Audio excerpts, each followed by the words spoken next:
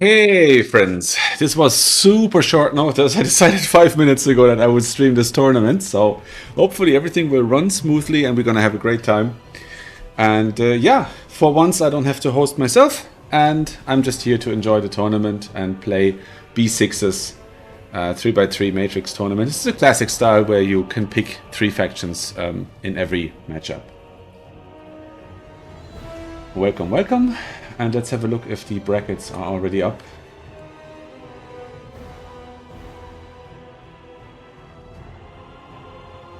They are indeed, and we're playing Makara.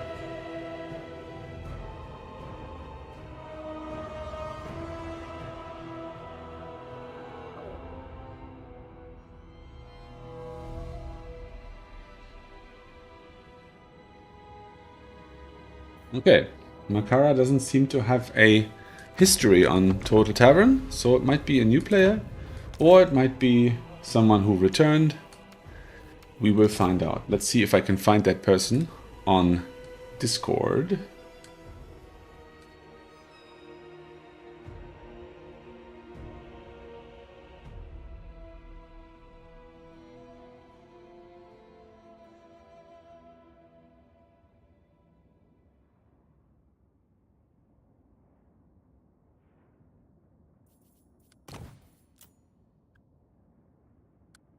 Okay.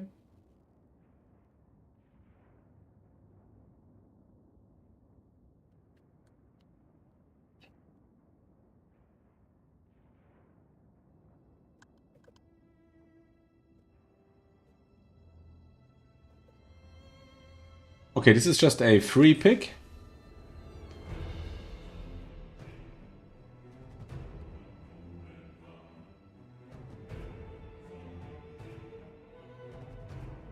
Without any bans.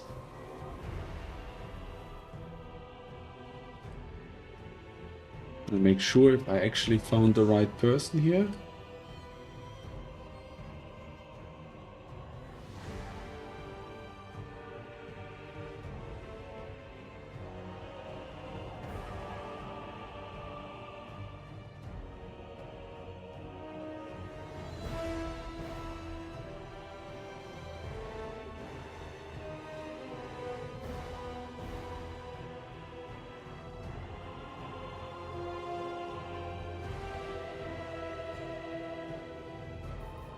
Okay, yeah, it's the right person.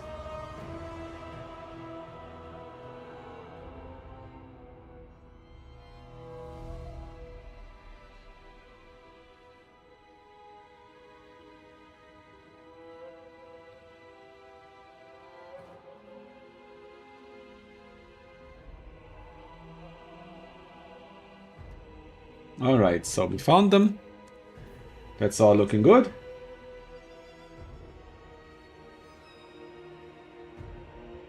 Well, Adler, you should have watched yesterday when I played Vampire Accounts. I didn't have anything but.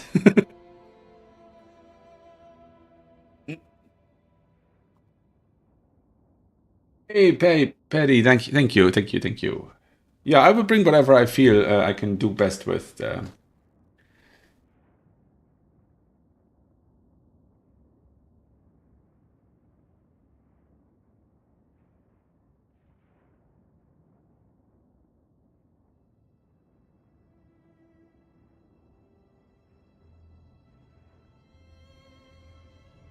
Right, let's get the picking tool ready. So, as far as I can see in this picking tool, whoever picks first is at a disadvantage.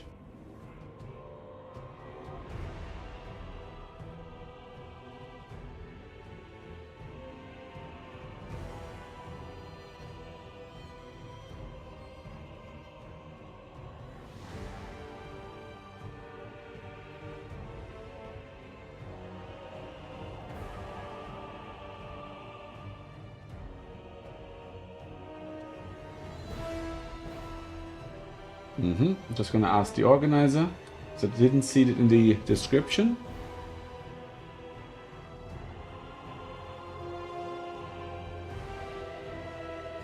Okay, the top player picks first. So that means I have to be the host.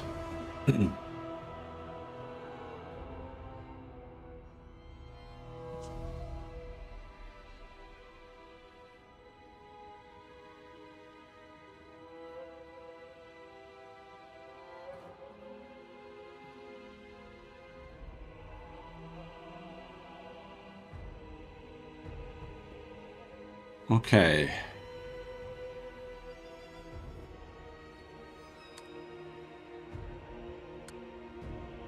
Okay, let's do this.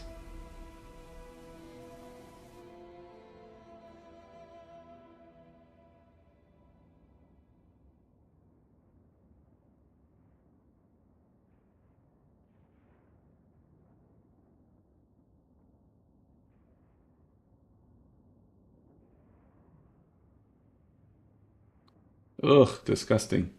Don't like those factions. Okay.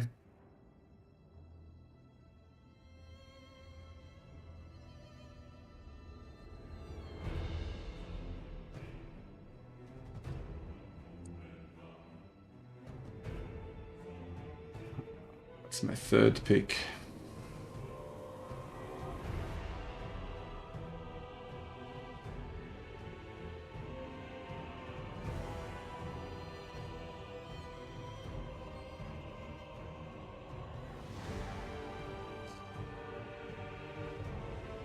Okay.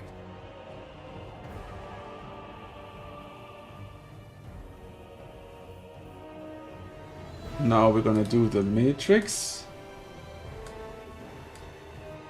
I will say this is a little tedious, but okay.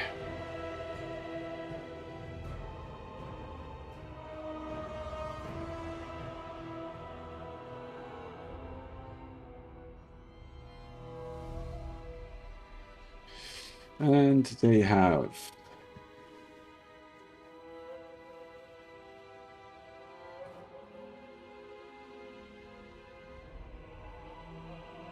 okay, and how's the picking order? I guess the top player bans the first matchup. I want to play this one. Okay, so we have picked Counts, Kislev, and Norska, and they've picked Coast, Slanesh, and Warriors of Chaos. So based on the picks, it looks like they know what they're doing.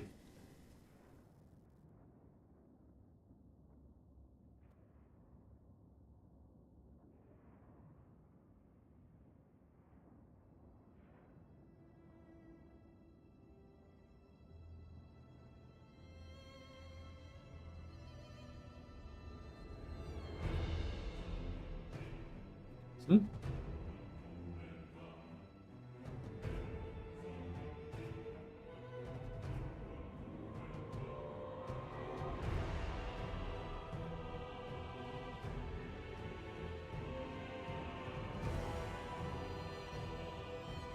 Okay. So we've banned Norska Coast, Norska Slanesh. We are gonna ban Counts Slanesh.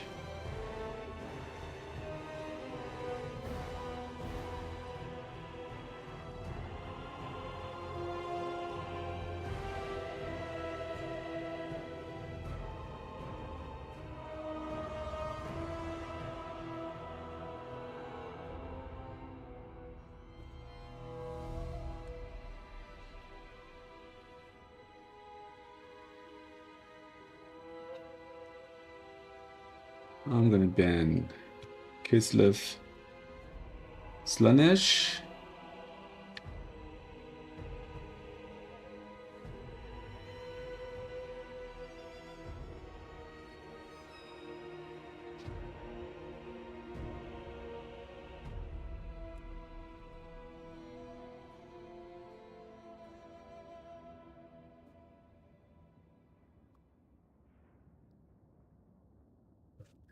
They have picked Kislev against Warriors. I'm gonna ban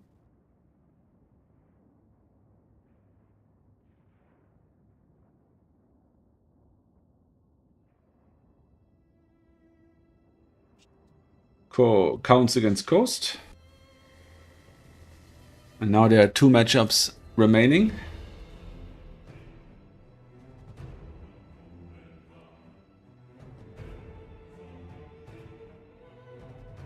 Okay, we're playing Counts into Warriors of Chaos. And the map.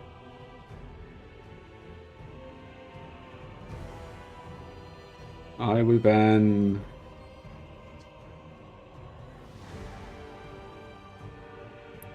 Glade. And I'm going to put up the blocker for the moment. And let's just see what map we play.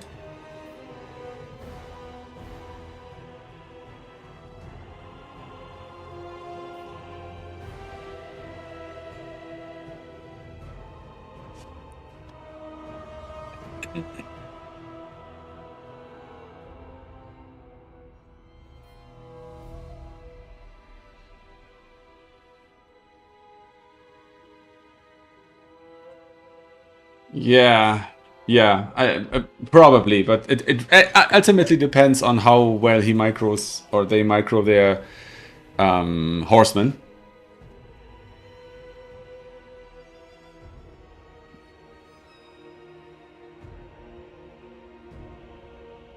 Not sure if you're trolling me or trying to give advice. Never know with you.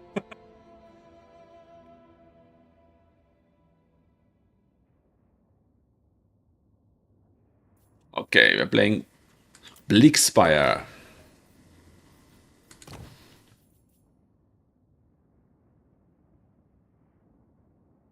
Okay.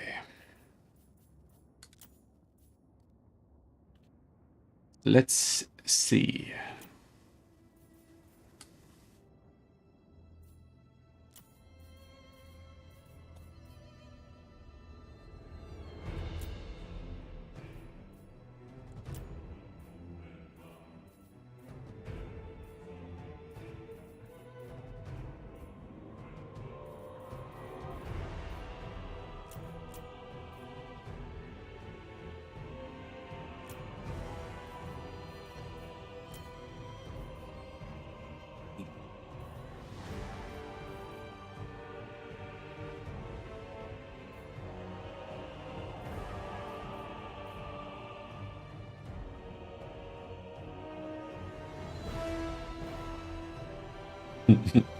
Yeah, that makes two of us, Adler. I also don't.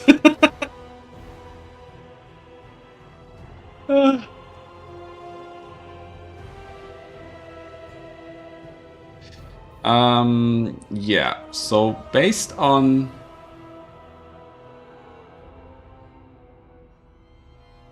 my first impression so far, this is not a new player.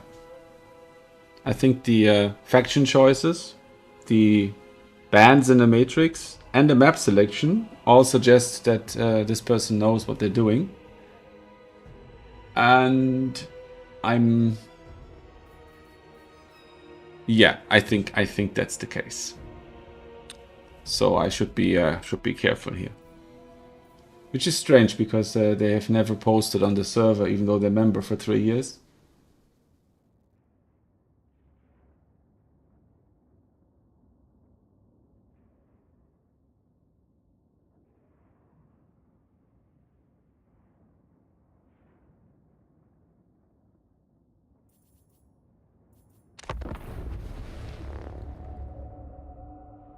We shall find out.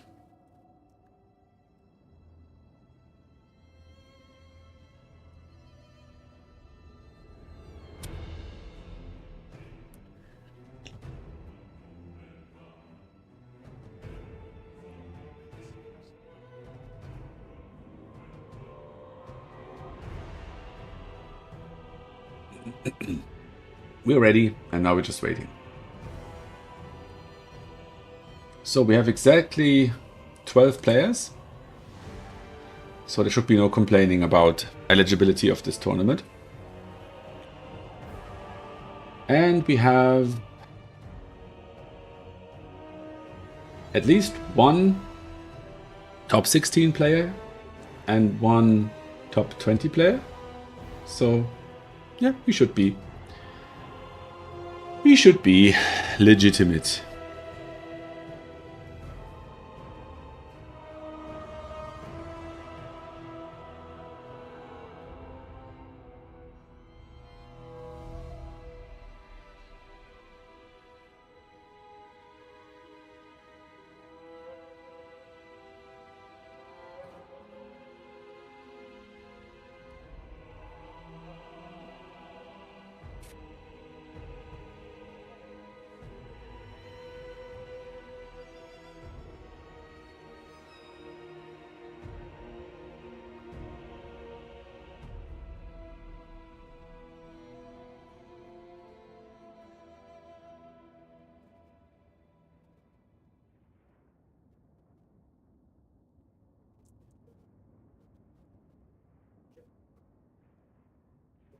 We're loading in.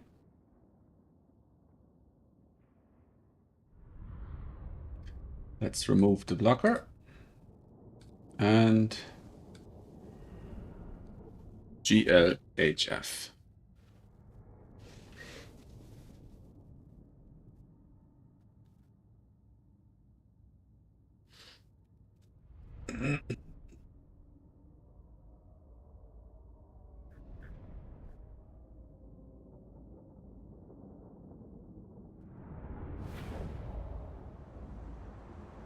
All right.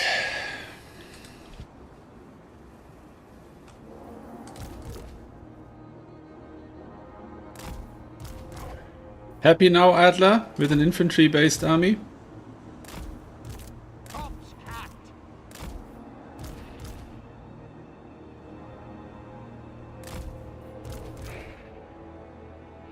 We're up against 10 units, so that sounds reasonably elite.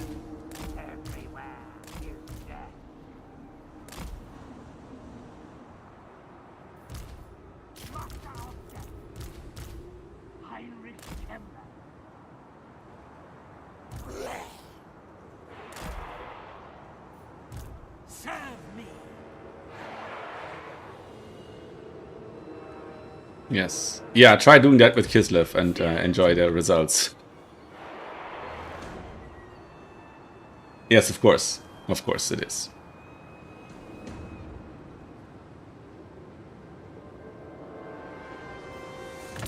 There it is.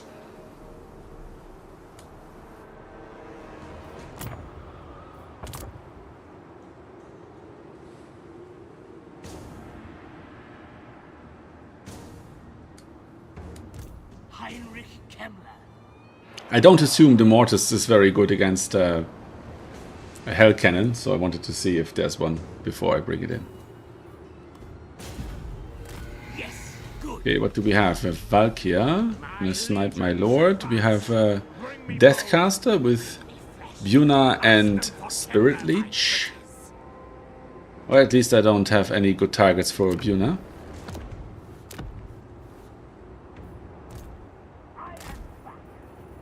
We'll bring our chaff in. We have the Chaos Chariots and a bunch of Bearmen. Oh, it's Marauders. Marauders. Oh, it looks like this could be somebody who doesn't actually have the DLC, because I don't see any of the DLC units. 1, 2, 3, 4, 5, 6, 7, 8, 9, 10, 11. Nope, no Dreadmore either. Interesting. And the Hellstriders are trying to attack me in the rear here. It's not very nice of them.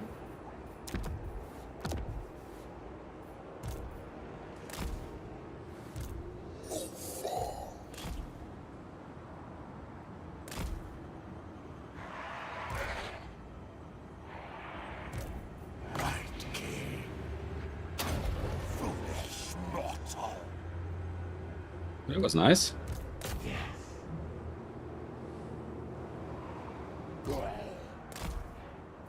Okay, what are they doing? Are they trying something here, or are they not trying something here? Oh, the suspense is killing me. Okay, I saw a... We have a victory point. Keep it from the foe. Okay. Yes, what's happening here?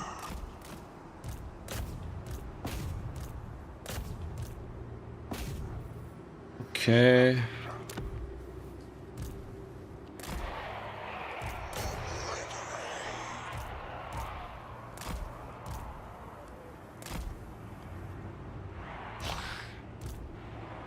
Where are my spears? Okay.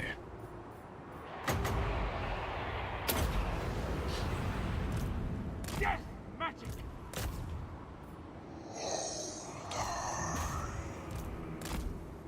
One of your units has been destroyed.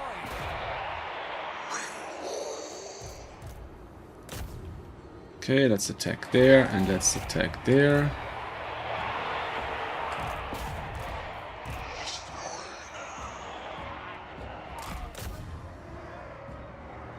Oh, that's not very nice.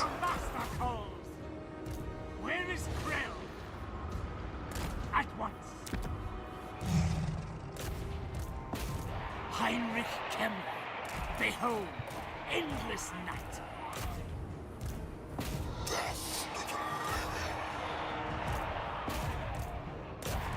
Legions to me.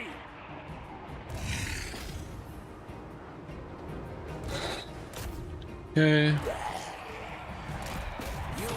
Okay. Victory point. And let's see if I can get another decent Scabscrath in here. I think like this.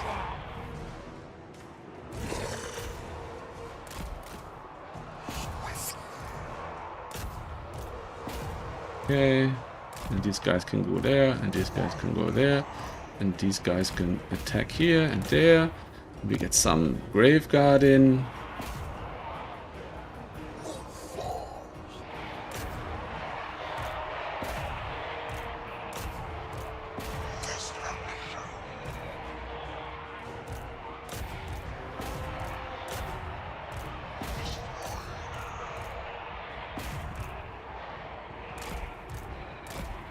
Okay, bring in one of those guys.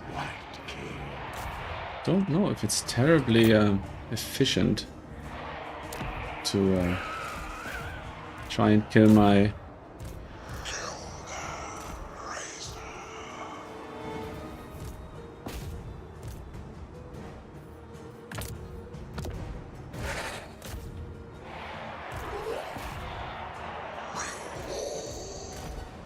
Okay.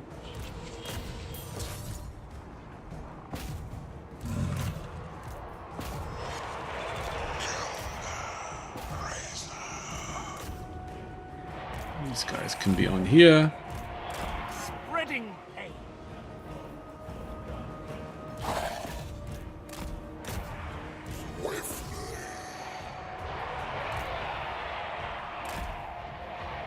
One of your units has been... Okay, if I can get the second Scabscrath off my Witch King... White King before he dies. Yes. Okay, and we can get the other one out again. Yes.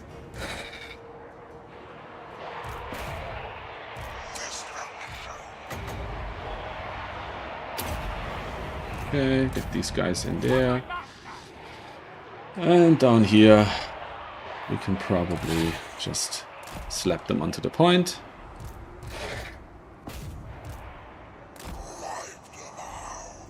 Okay. I obey.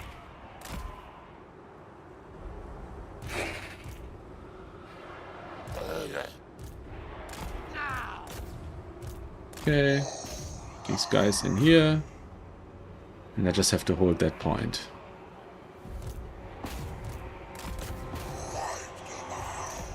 Kemmler's being attacked by Valkyria.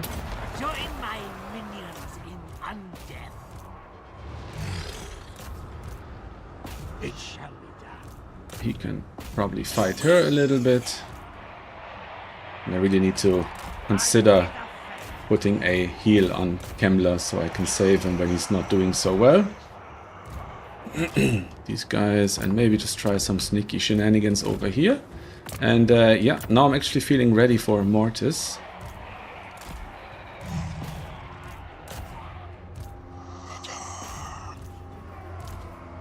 Let's see, do we have another target for our Scab's Grath? I think here is good. Does it do something? Yes, nice. And he can also attack her. Oh, oh, oh. Gambler's taking damage again. Yeah, I'm probably going to lose him now. Yeah, there he goes. So instead of the Lord, I will have a Mortis. With haste.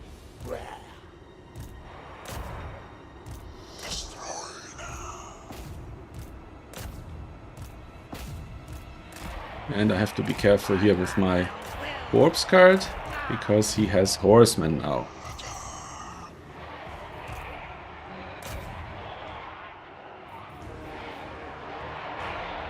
Okay, need some more chaff on the point.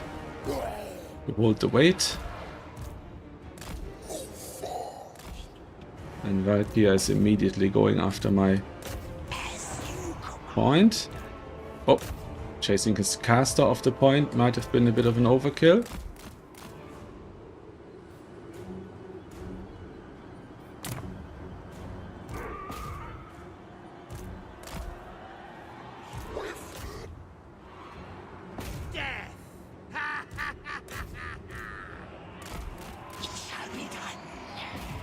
Okay, and now I should look at getting my little Kemmler back.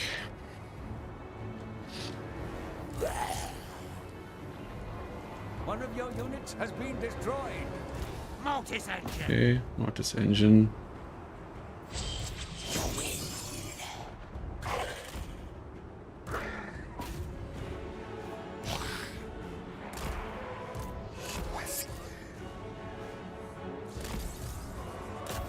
Okay, and Kemmler can come back. And I'm gonna see if we can do something here with another Scab's Grath. Oh shit, my Mortis is already dead. Okay, not a good idea with Valkyria there. Thanks, Adler! You have the foe's victory point.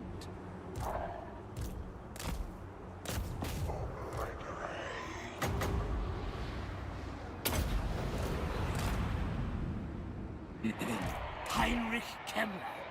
All will perish. Okay. Get more chaff. Onto this point. Chaff here. And the chaff down here. And get these guys on top of the horses there.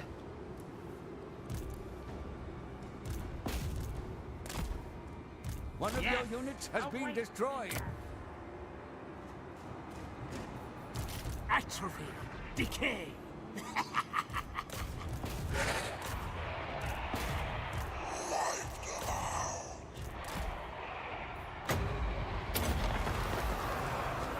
I run. At once. I run. One of your units has been destroyed.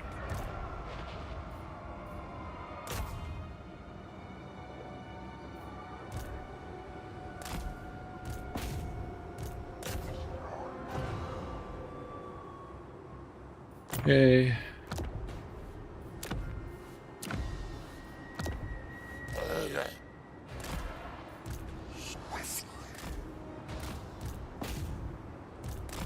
At once.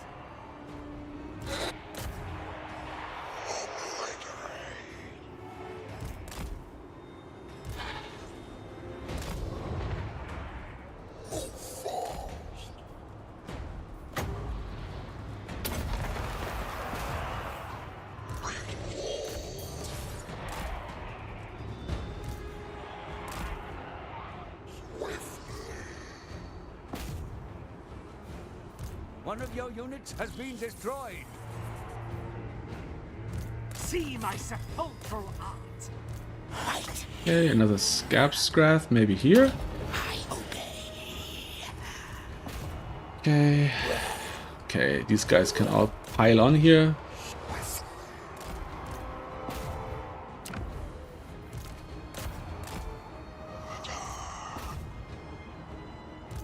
These guys can pile on here.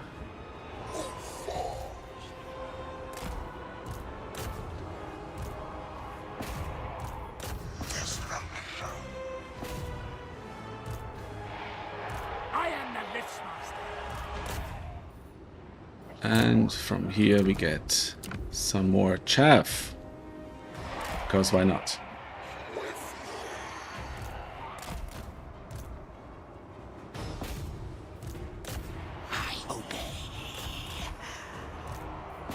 One of your units has been destroyed. I run. Okay.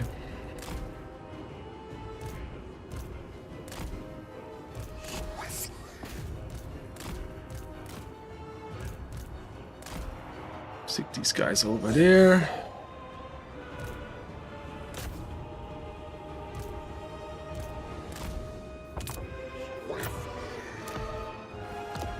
Bit close for my liking, so I'm gonna try doing something over here.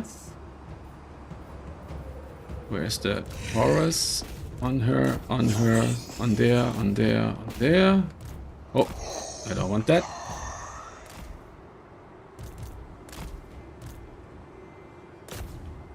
Atrophy and decay. As you command. All back on the point. Now, hopefully Kemmler can get out of there. Okay, I'm still ahead in points. I run at once.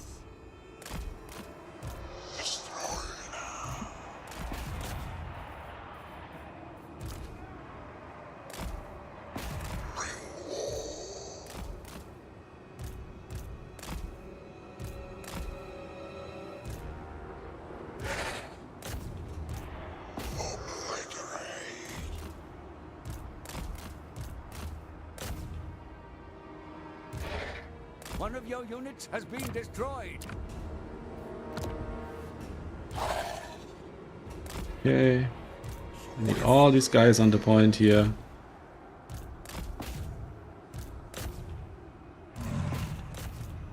I run.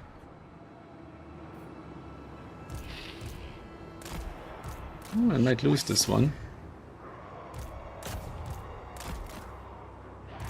Heinrich Kemmler. At once. I run. At once.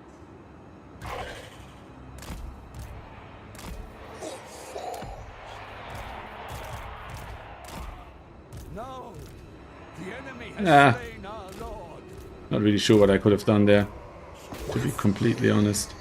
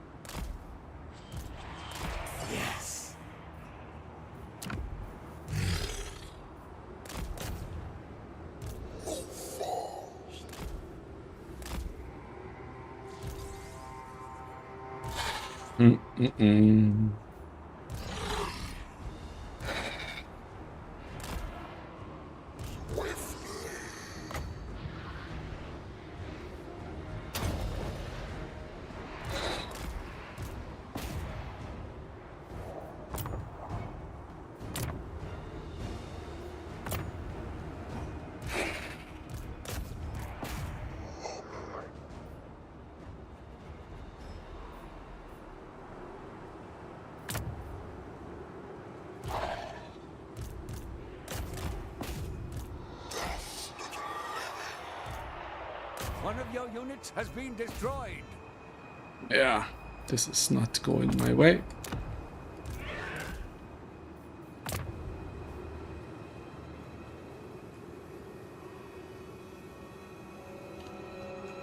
Woeful tidings. The enemy has captured one of your victory points. Take it back.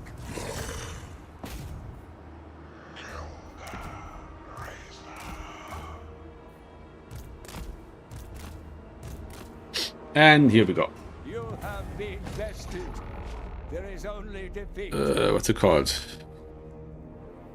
6 round 1. All right.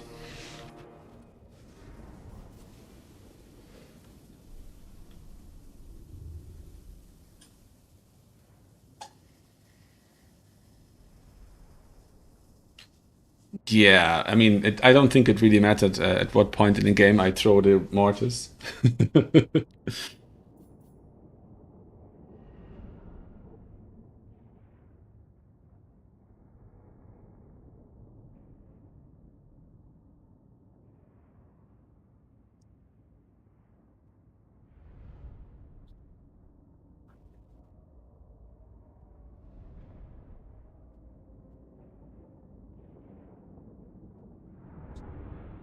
Okay, what do we do here?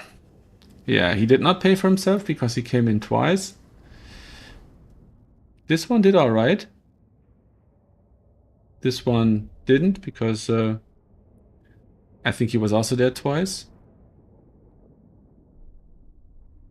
The skellies I can't really tell because they were in several times.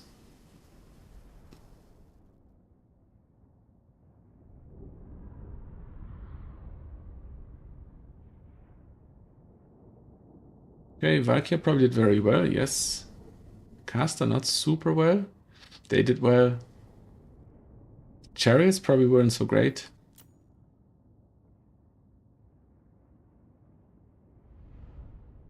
They did nice. Okay. Oh, Chosen. 1,300. But they're so expensive, they barely pay for themselves.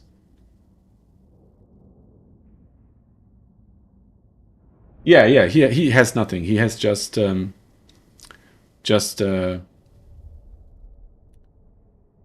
of Death and a summon. That's it. Nothing else. And a horse.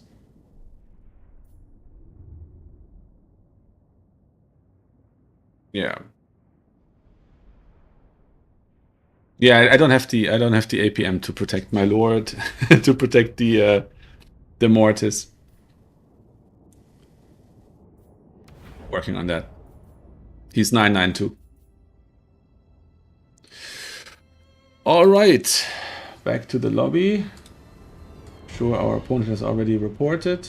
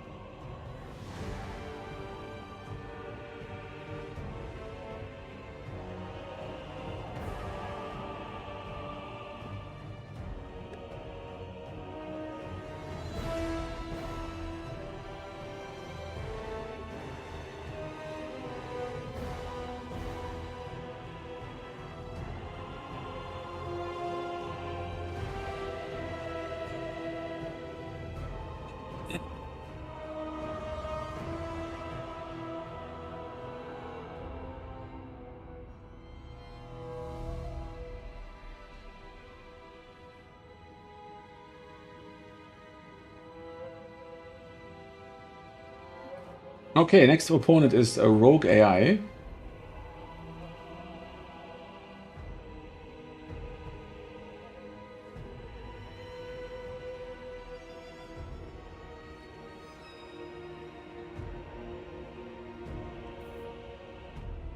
Reach out.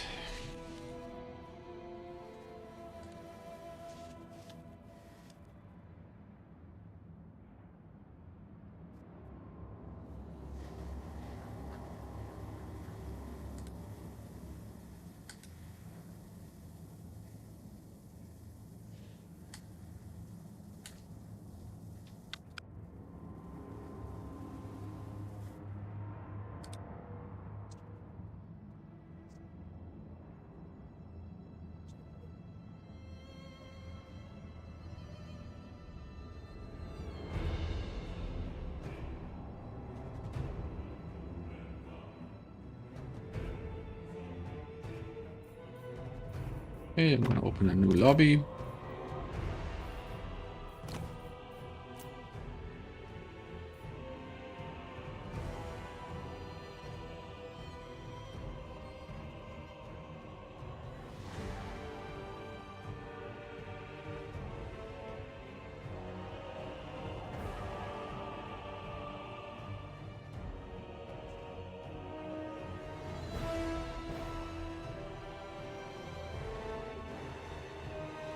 Okay, send in the tool.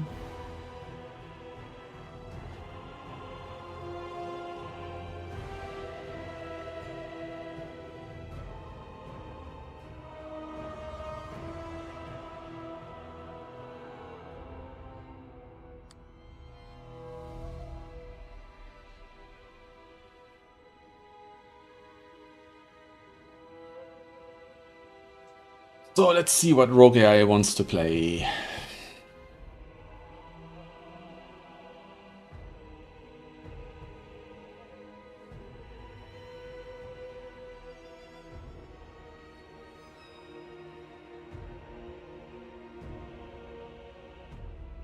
Okay.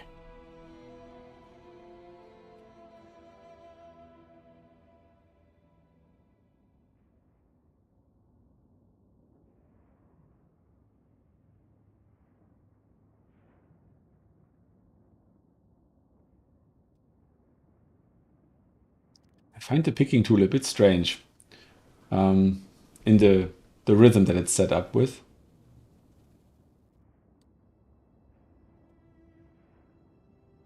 And I also like that. I don't like, I must say, when the picking tool does the global pick, which means that whatever faction you pick, the opponent can't pick. I don't see the sense in that. I don't know. Maybe there's some kind of deeper reason to that, but to me it doesn't seem obvious why there should be a ban associated to every one of my picks. Right, what do I want to do here? I think I want to go... Yeah, with this. Okay.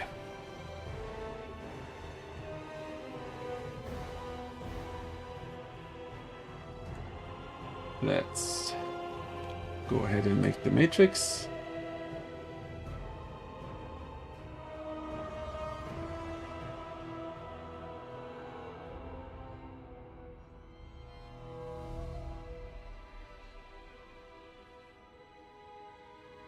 Okay, and my first ban is...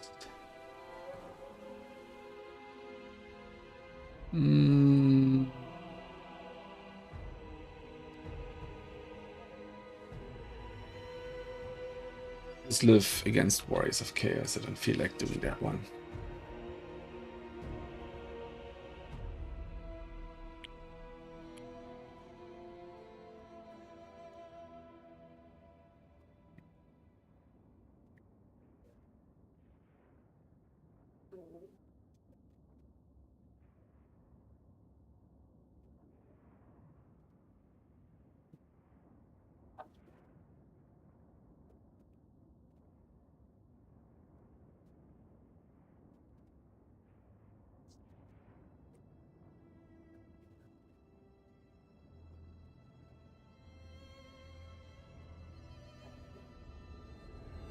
All right.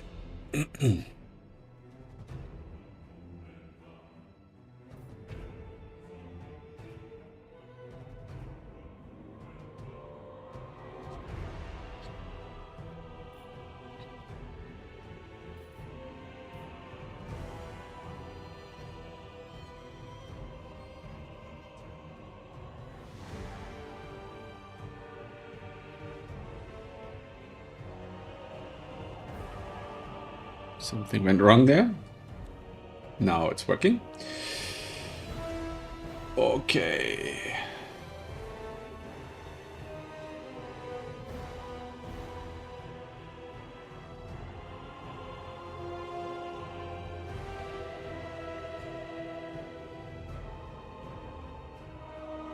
Okay. Looks like it's gonna be Norska.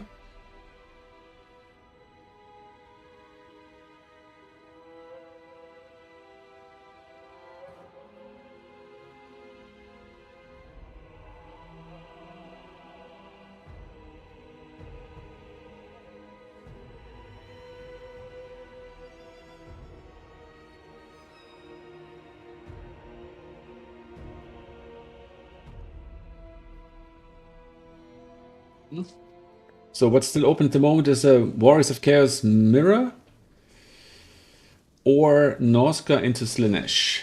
I'm gonna do Norska into Slaanesh. I can ban the first map.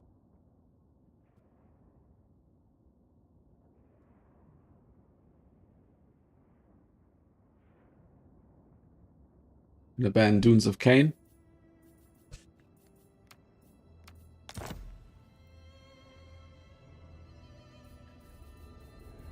And let's see. Locker.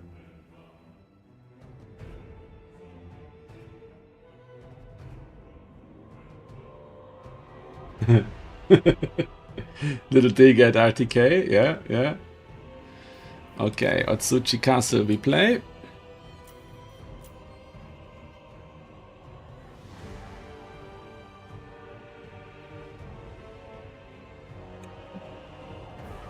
I'm on Oscar. I have no idea how to play Slaanesh.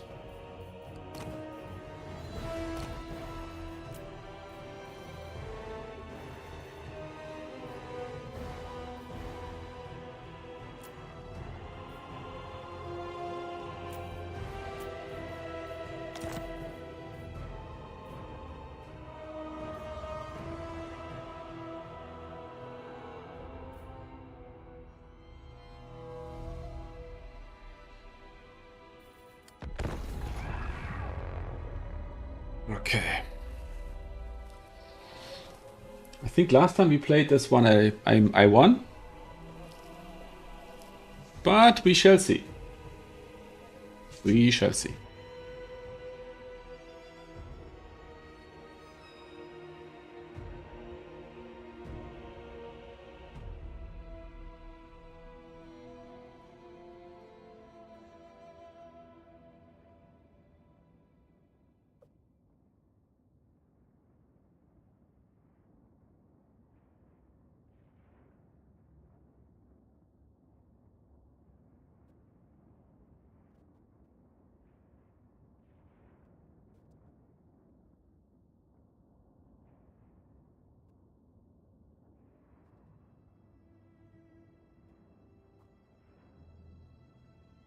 Mm-mm-mm.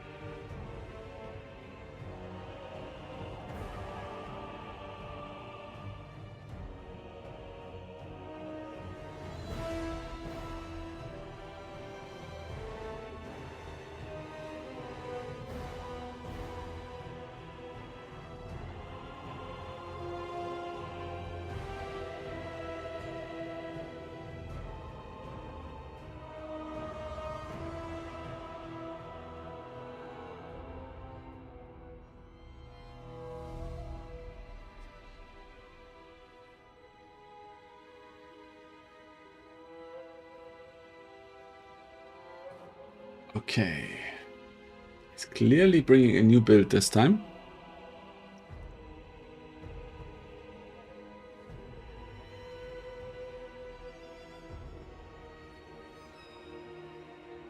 Or taking a bathroom break. I mean, that could be the case as well.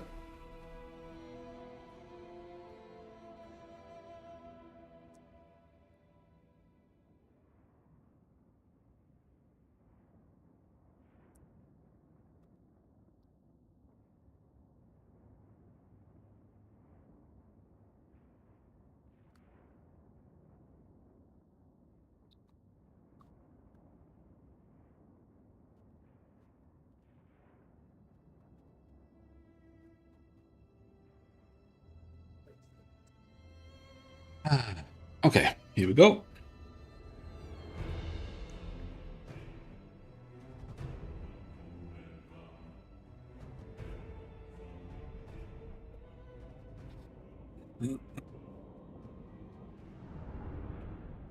Loading in.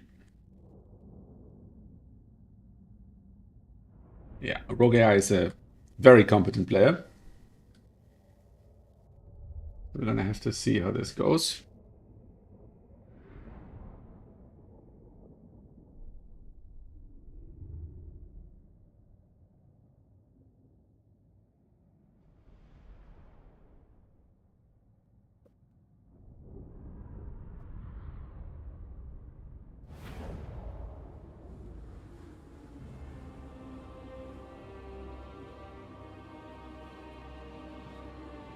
All right. Shaman sorcerer.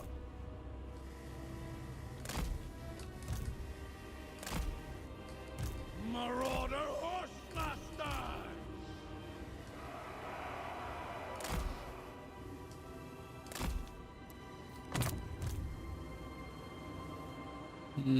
Okay, let's keep him over here. And let's see if we can beat him.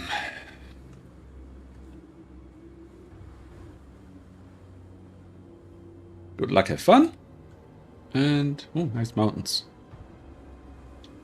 Very nice.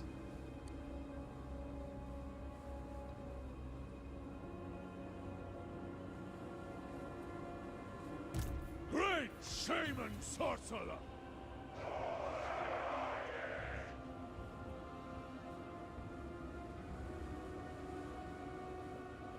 I will. Okay. 10 units? There Where are is they? no greater calling than that of the Dark Gods. Serve them with blood and bone, and Aha, be okay, they are. richly Okay, we have the devotee rewarded. crossbows, we have Forsaken Galore, and we have, I think, max skirmishes. Slaughterers of the weak. Violence for chaos. Going. We have a victory point. Keep Okay. it from the foe. We'll get there. Quick as murder. Okay, get them over there. Closer! Thunder of hooves! Quickly! Speed and death! Horse masters! Speed and death! Quick as murder! We'll get there! Thunder of hooves! They'll do it! Okay, Quickly! okay. Speed and death! Go! They fall! Closer! I know the way. Powers of the void! Kill! Marauder Berserker! Get running! Where's the enemy? Disband further! Send us in! I leave! Move now! Faster! Charge! Roar! I then! Get ready! Violence for chaos! For chaos! Go to Okay. the gun! These guys. And forgot the reinforcements. Marauder Baron! Okay. Marauder Horsemasters! Thunder of hooves! For the Dark Gods! No delay! Murder! A conduit for desolation! It's time! Okay. Get these guys over here. Get these guys there. Weapons ready! For chaos! Kill! Warrior Shaman! Great Shaman sorcerer! And get one of these guys in. Horse Masters! We serve the gods! I see it! Charge them! Okay. Reincarnate! Run! Bloody honor!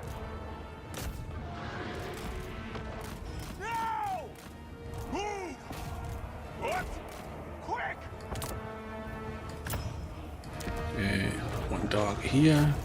Your will? And we should be able to Get running! get rid of them. Over there! Recon it! Marauder berserkers!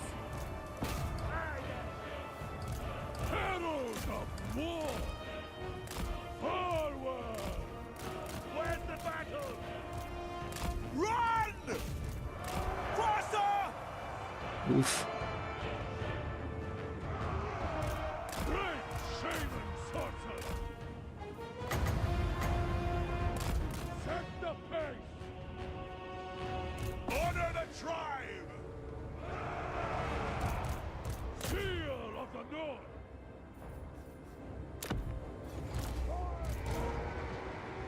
Quick! Going! Roar! Charge! Now! The Americas, okay. Moving! Power of the beyond! This way! Tremble, mortals! Chaos comes!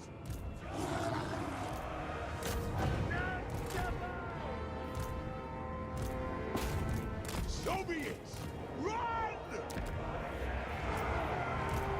Get your targets! Quick! Okay. They fall! All will be despoiled! Ready to fight! Marauder Horsemasters! Great shaman sorcerer! They will succumb! Shower them!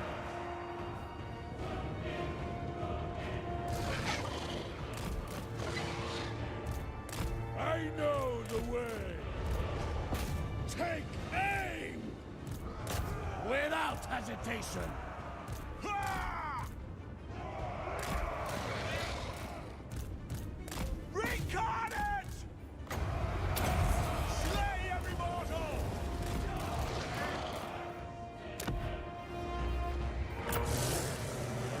Oops. Summon, Oh. summon!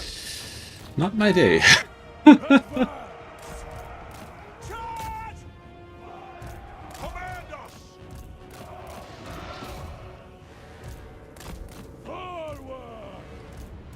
Roar! Charge them! Hide it! Sovereign serpents! Roar!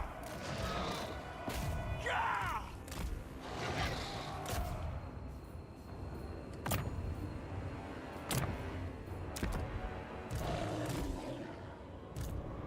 Faster! I see it. Now is our time. Marauder Horsemaster! We'll get there! Dark sorcerer! Chaos guides my arm! I lead foul energies! For the Chaos Gods!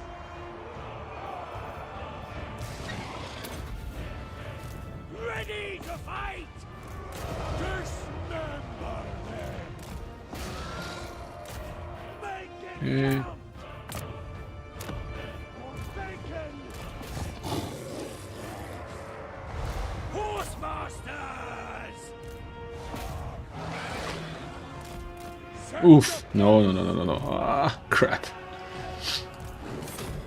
Yeah, that's my lord, I'd say. Great shaman sorcerer! Yep, that's my lord for sure. Get your targets! Get running!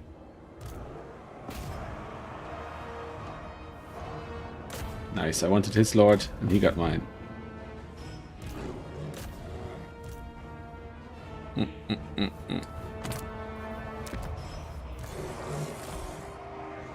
Bloody spells! Oh, Get ready! Closer!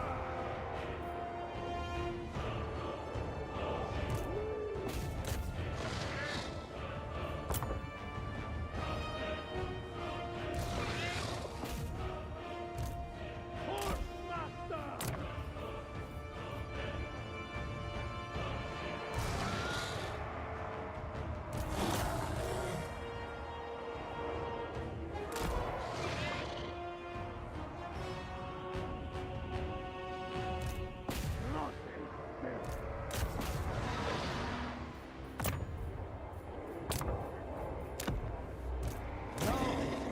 The enemy only now he died. Wow. Not great for my leadership, obviously.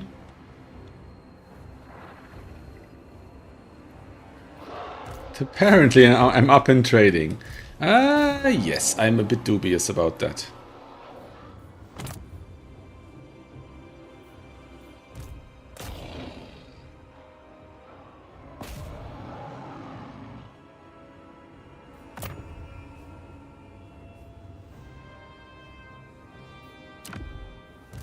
The dark gods command me! Charge! And they break it at half health. Yes, of course. Charge them! Well, now they're not half health anymore.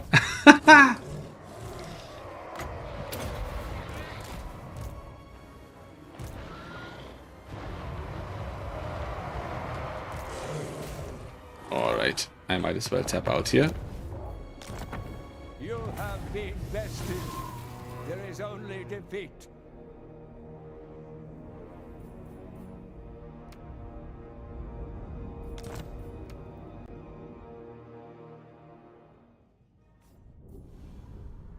Yeah, that was for what's it called? Fake news.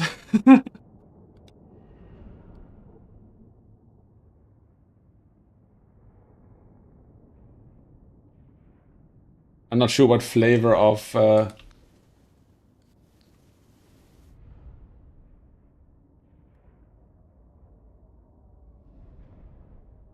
Slanish.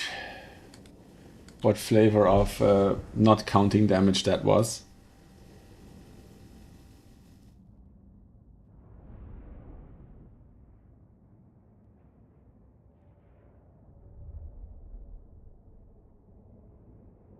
Alright, we have a few matches still being played. We had a drop. Hang on, let me reach out to the host.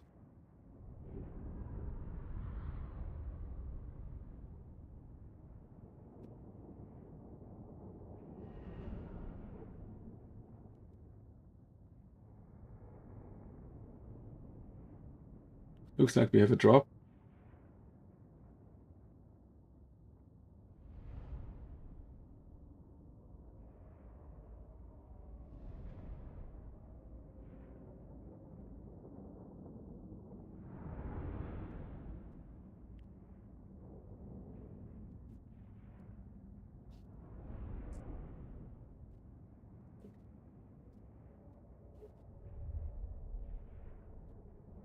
I'm just talking to the host real quick.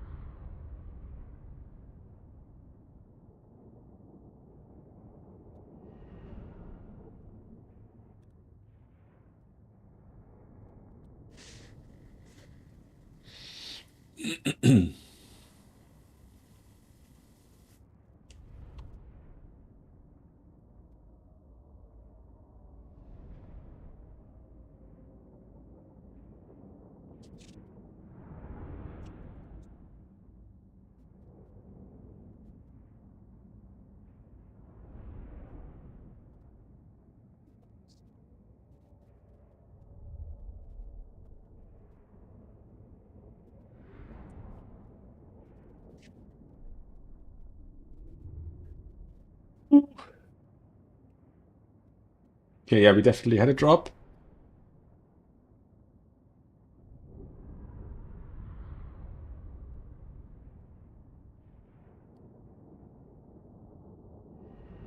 Wasn't a new player.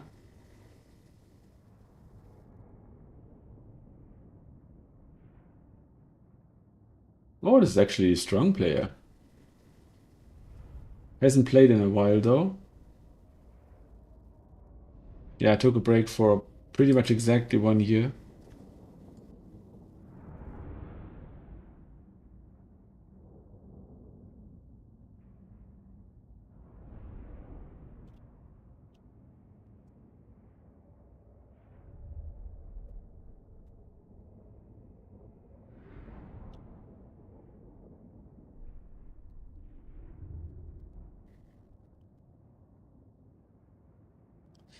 Okay, I'm just going to reach out because we had a drop and we're down to 11 players and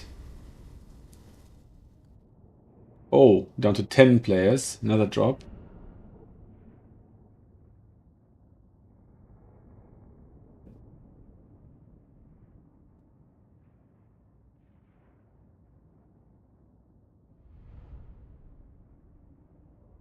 Okay. I was offering to drop to avoid buy rounds because I'm clearly not on my A game today.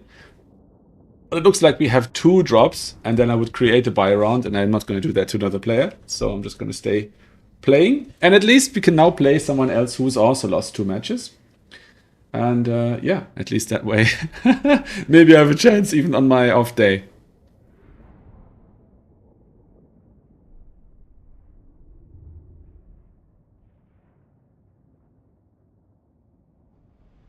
Oh yeah, no, I wasn't talking about leaderboard eligibility. The you have to have 12 when the tournament starts. Drops don't matter.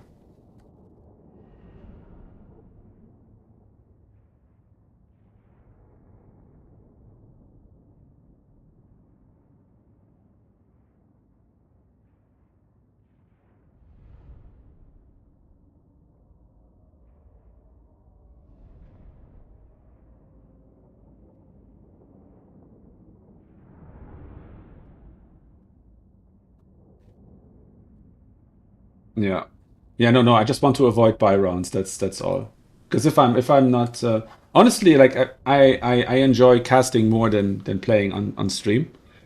Even when I do well. uh, yeah, so we just have to see if it's too.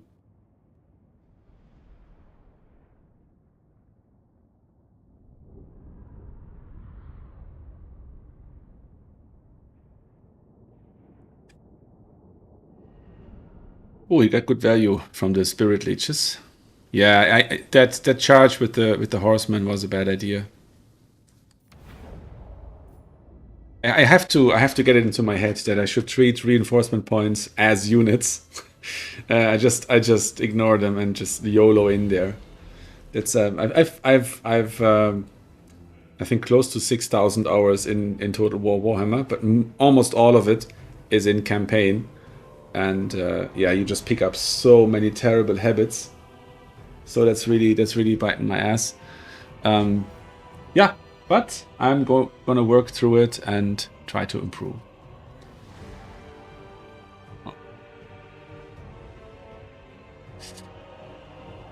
All right, thank you. So we got a replay from Maximilianaire.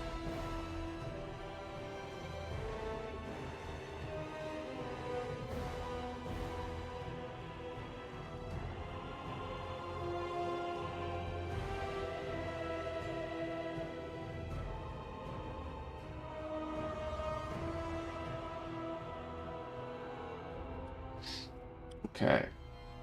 So this is shaping up to be Maxi's first tournament victory this season, I would say.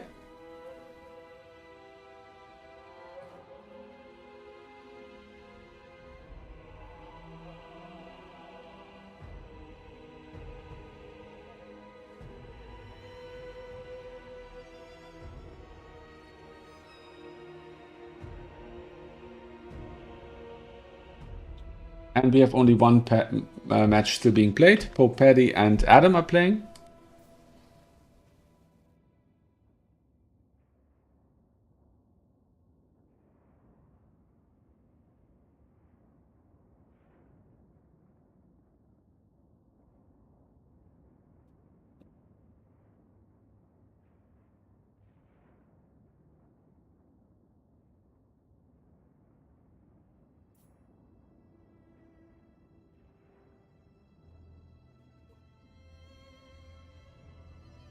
Okay, so 2 drops down to 5 brackets, 10 players left.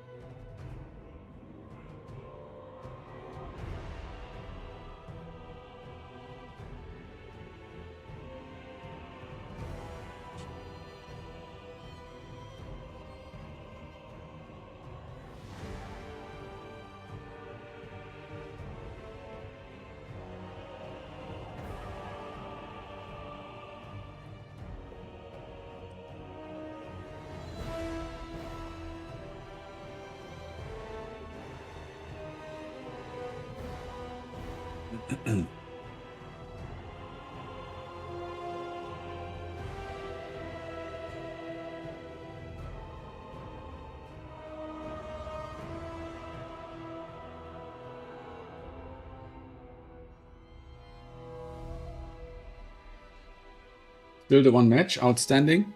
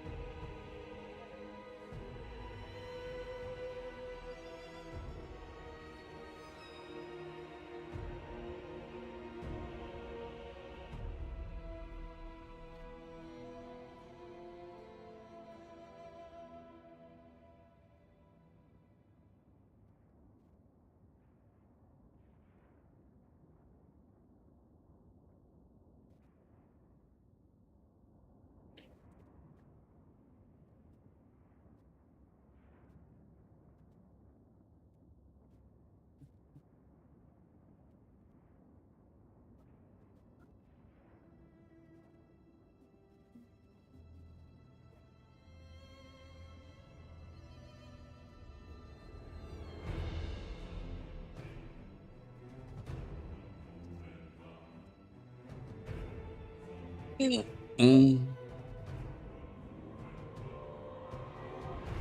Okay, I think Paddy should be done now. No, they're still playing. Okay, maybe they started a bit late.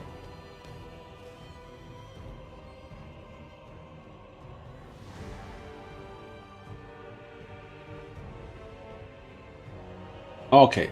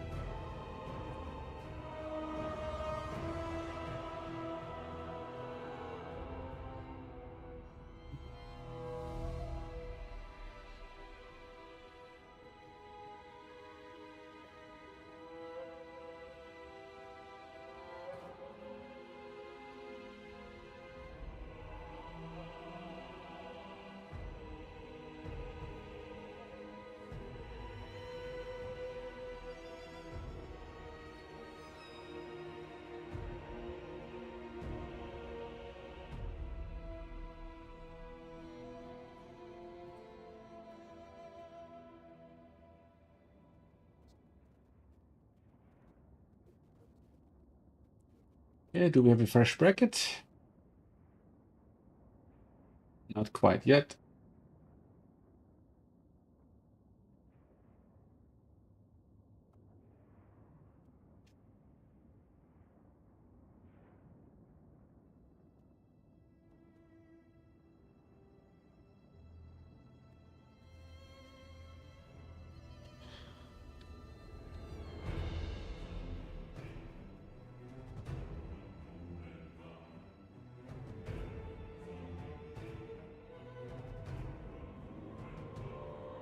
Should have the next round. Yes, we have the next round.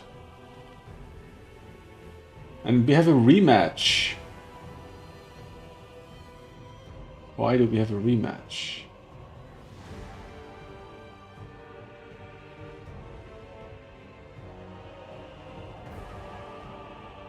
Is there nobody else who lost both rounds or what? Oh yeah, everybody who lost both rounds left.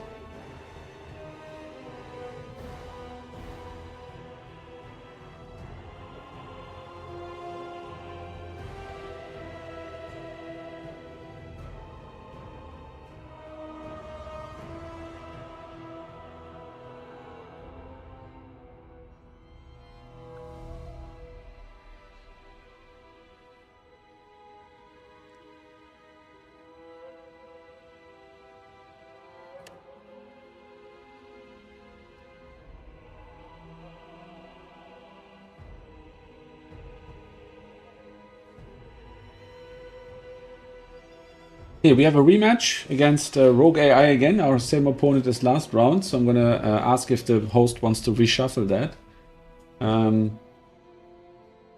Rogue AI won one, lost one. So yeah, there isn't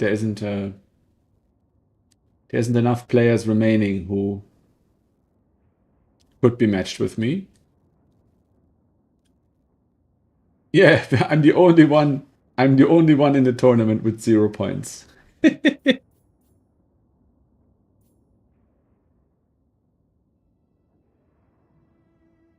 Yeah, that's a good point. Yeah.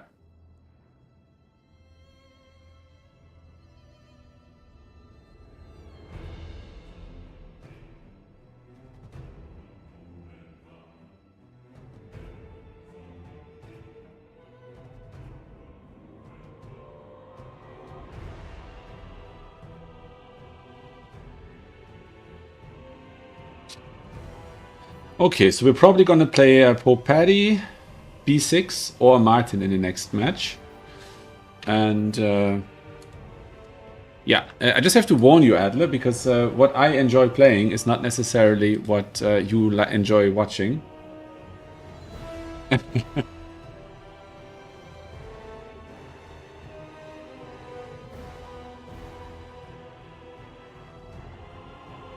Okay. Stream is filling up a bit. Welcome, everybody.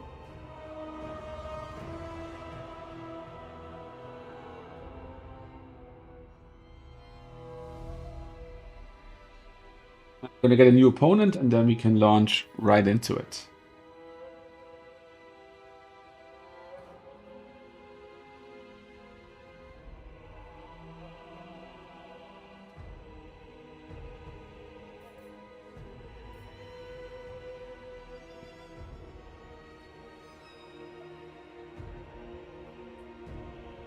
Have you or do you play the tabletop, Adler?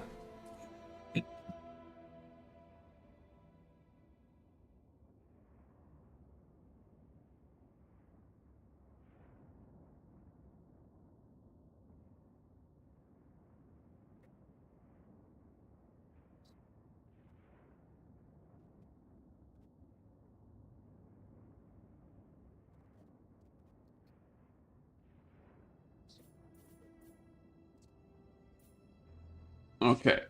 Yeah, we're gonna get a new opponent.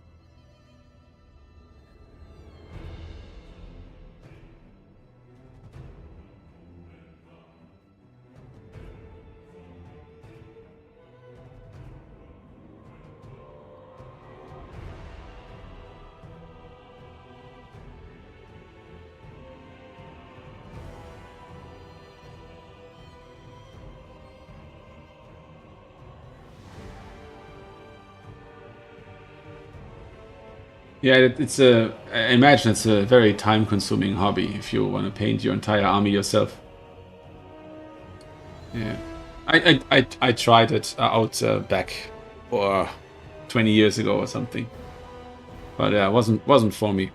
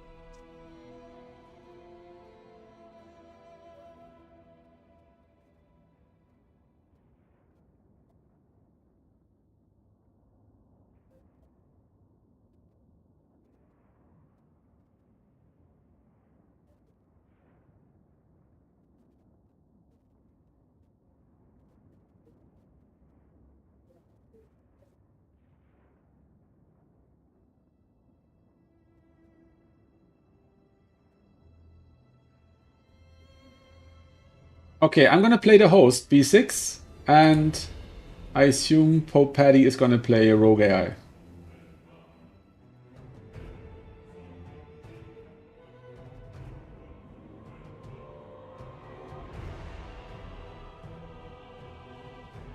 Want to get the picking tool ready?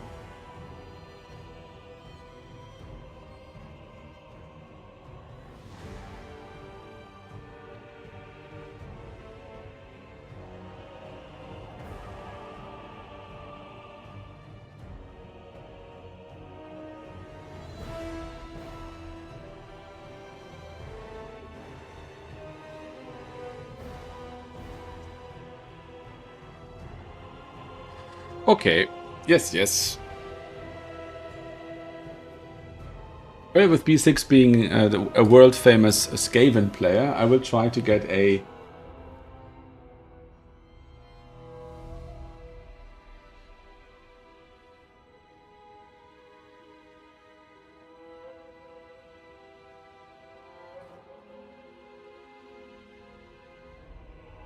I probably want him to play. Yeah, guys, I'm twice your age.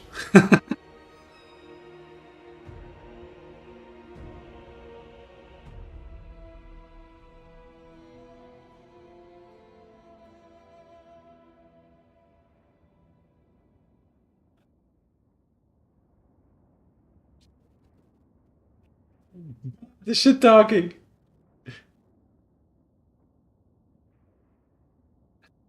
Ah, yeah, that's definitely a dig, Patty.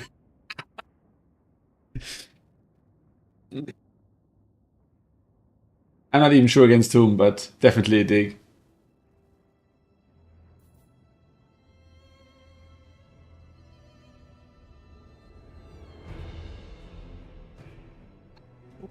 Yeah, I was one of you 20 years ago.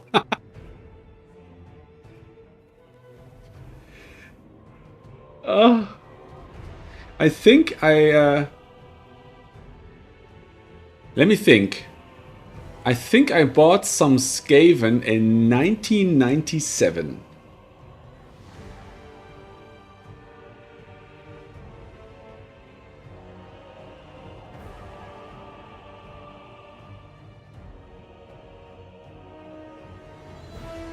Might have been 1996, I'm not entirely sure. It was a pack of, I think, 16 clan rats.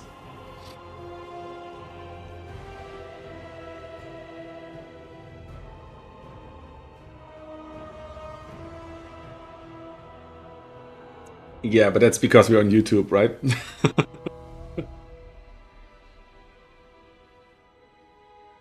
uh,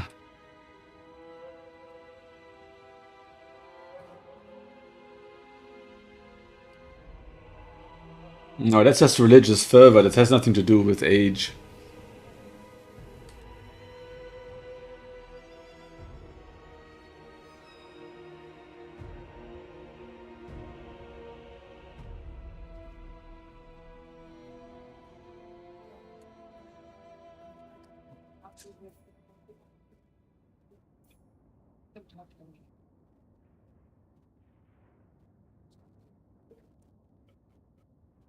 Oh my god. Oh,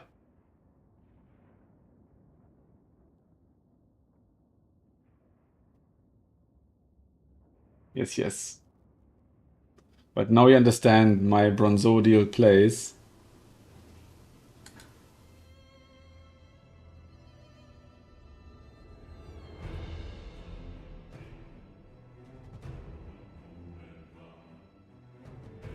Okay, let's do our picks.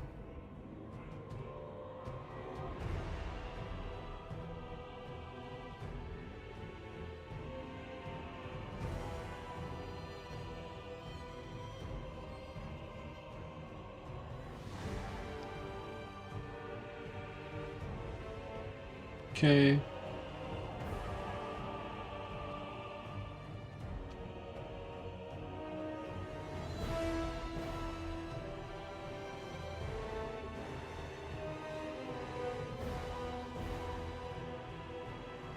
Okay. Oh, interesting factions choices.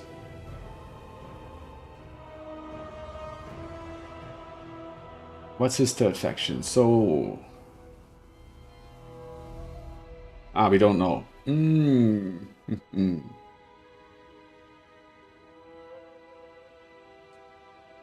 Okay, let's see. Okay, we have Norska, Kislev, or Wood Elves against Tzeentch, Vampire Coast, or Skaven.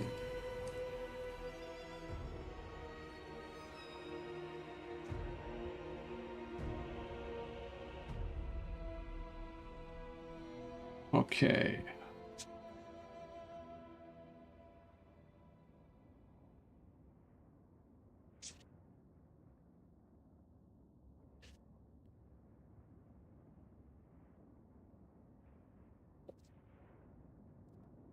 I'm top bracket, so I'm gonna ban...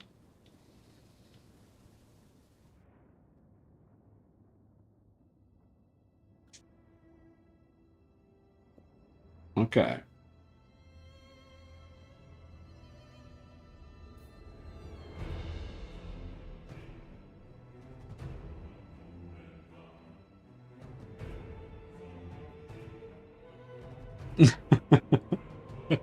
Yeah. Oh, it's just charming to be called old.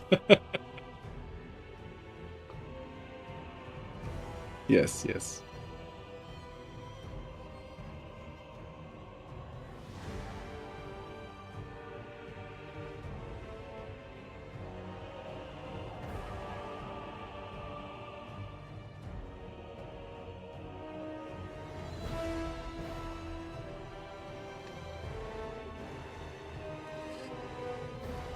Okay, he wants to ban Norska Skaven and Tzeentch Kislev.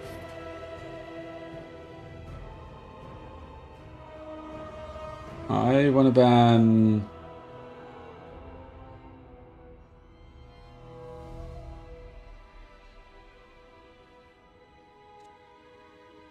I'm going to ban the two post matchups.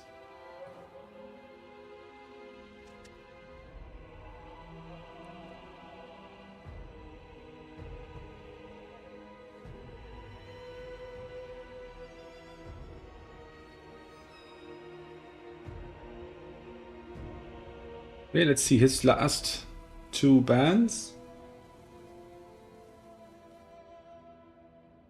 I've never played any PvP in any strategy game ever before last August. So I used to play all the Paradox games, but yeah, I've lost interest in single player games like altogether for some reason. Like ever since I started playing, I only play Warhammer and a little bit of Daisy, but that's just super casual.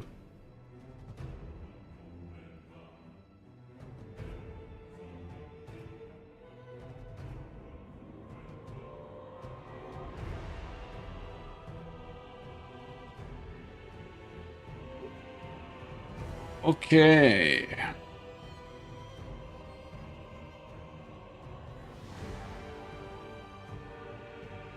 Okay, we're gonna play Kislev into Skaven.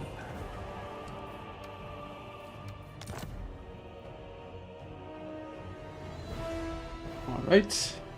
And the maps we have are Imperial Road, Chateau de Roquefort, and Valley of Lies.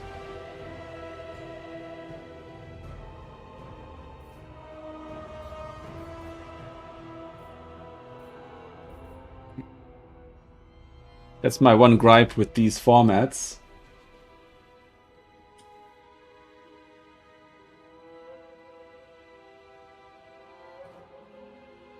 Yeah.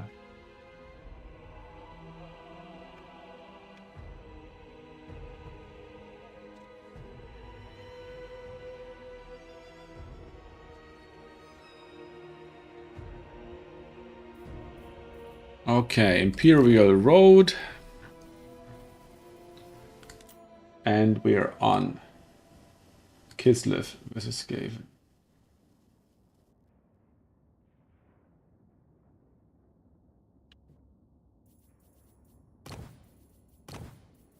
Kislev versus Skaven. We just have to settle on a build there.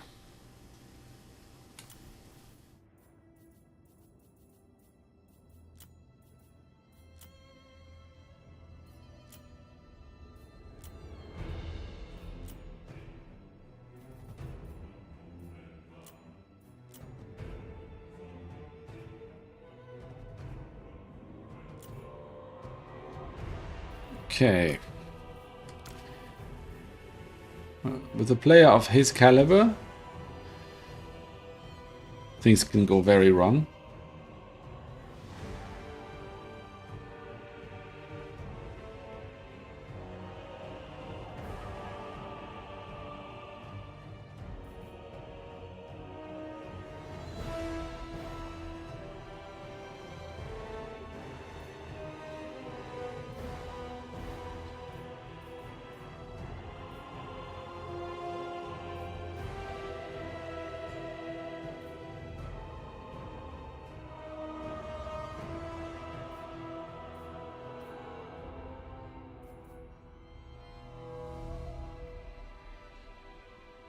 You might be wrong, or you might be right, Adler. It could be either way. Actually, no, I have a few different builds. I'm just thinking about what I'm expecting him to bring. But yeah, there's definitely an all SE or SE heavy build in the mix here.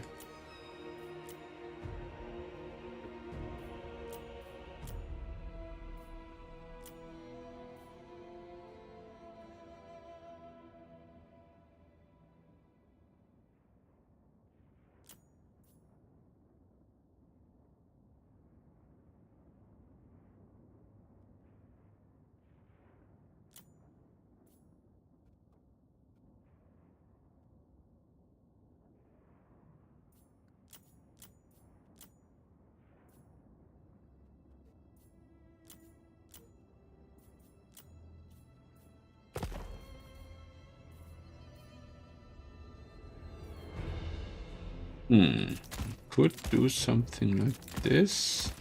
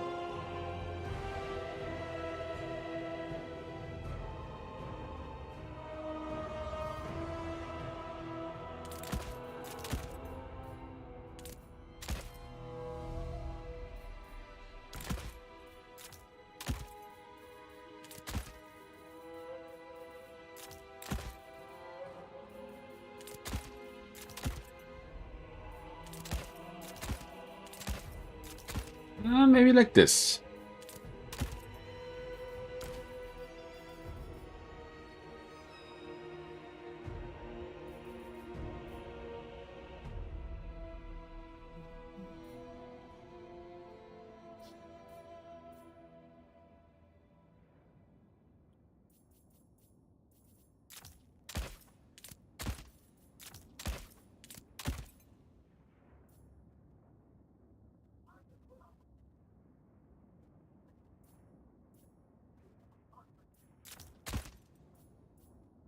Okay. Let's try this. Just an experiment.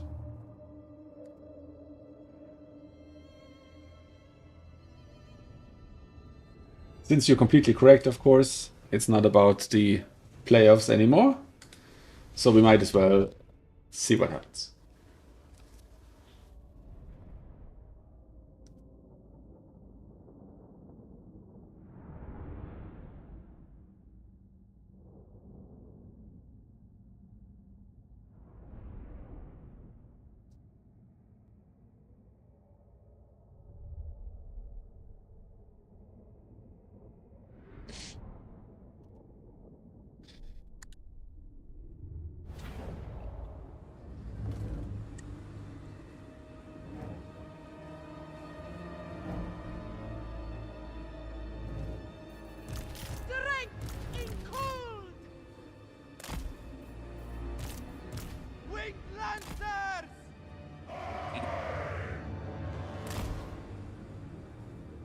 Right. I switch.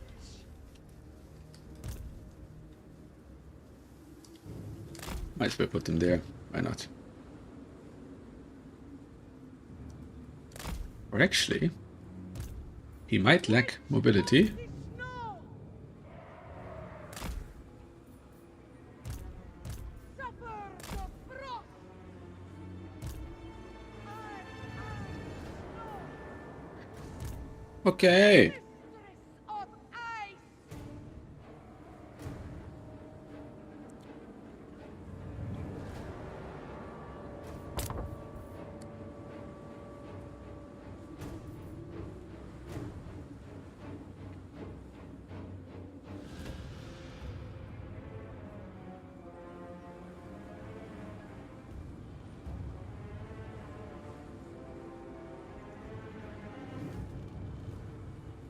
Good luck, have fun. And because he has 17 units, he's going to need a moment to deploy them all. And I'm fully expecting to see only half of his army when we load in. The blizzard comes.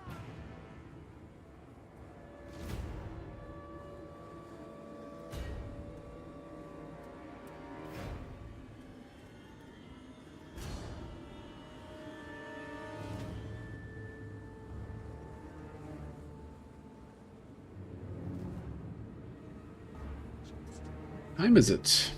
Oh, still early.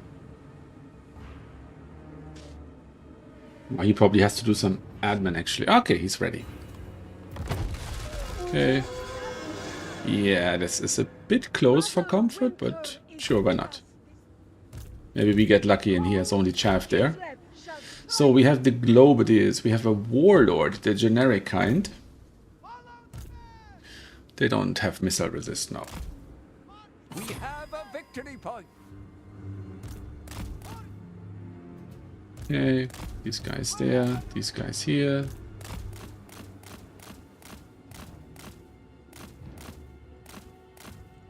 Okay, and we get some extra cabin. Wing the lances. Hordes are dead. It requires that. March for his Okay, these guys don't actually have shields. And the natty boo-boos are shooting at us. Okay, that's a bit rude. follow the right. Wall call. The blizzard rises.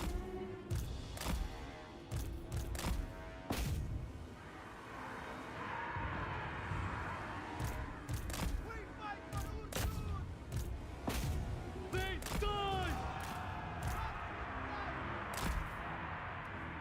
Ah, hit them only very peripherally here.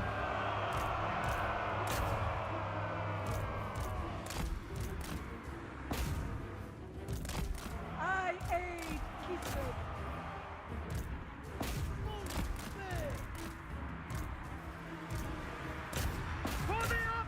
Okay, shoot in there.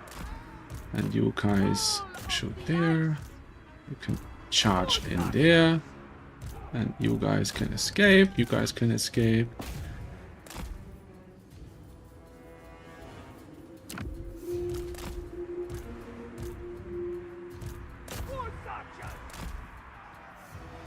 Okay, okay, okay. Moving.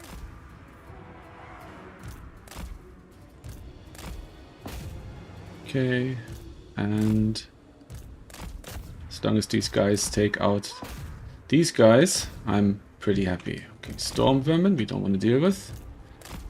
And over here.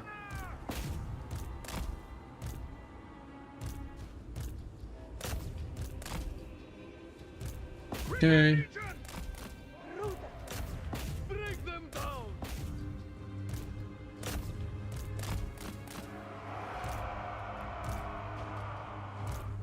The motherland's finest.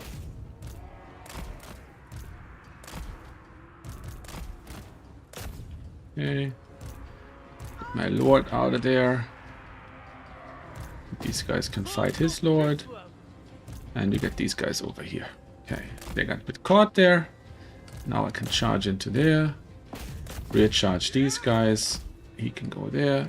And he can chase the Lord. And we're gonna get Sled in. Follow the bear!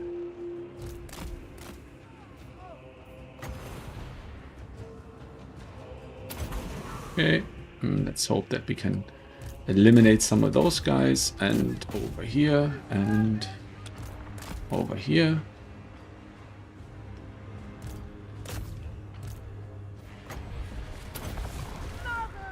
Okay. That wasn't as much damage as I hoped. Sled is there. Like war fled!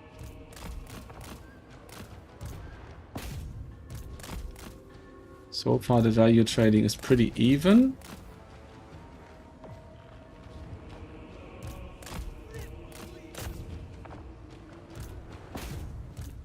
I keep pulling away too far here.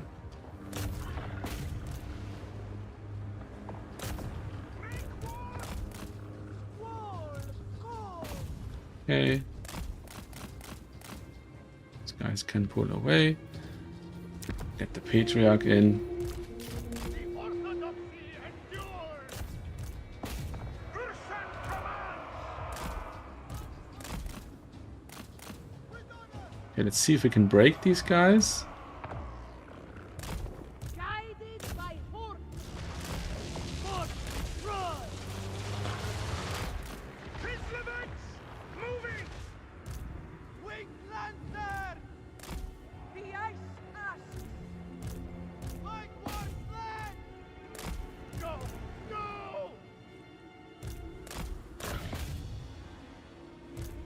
Winged Lancer! Comrades of the bear! Comrades of the bear!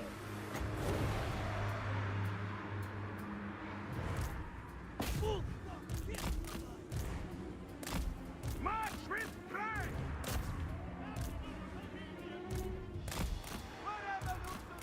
Okay, get our Lord back there.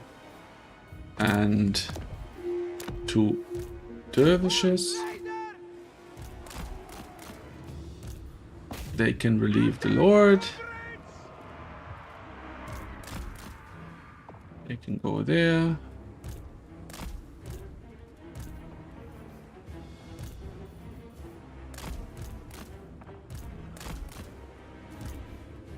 Suffer the frost! Griffin Legion!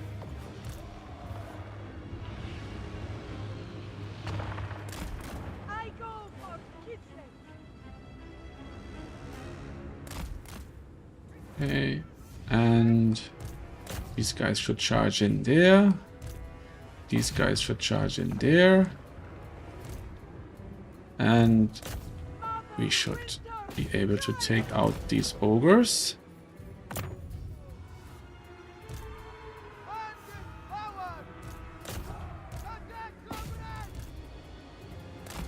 Very well!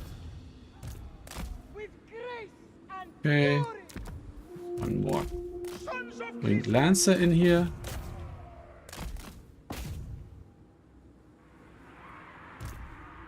Sons of Kislev! Oh. I got him stuck in there for some reason. Ah. Spreading Yeah, my SE micro, it really leaves a lot to be desired. Oh, I lost him. Ah. the ice! In Kislev's name! To battle! Like war fled! Abandon the fight! Or traitors! Hammer of the Okay, they can come back here. And get these guys out. Get these guys back in here. March for Kislev! Taking position! Fight war! Kislev vengeance!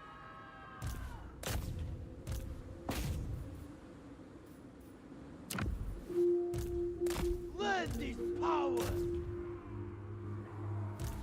Winged Okay, and maybe they can charge in there. Down! And they can run out of there. And they can charge in there. Make more! Oh, So I go!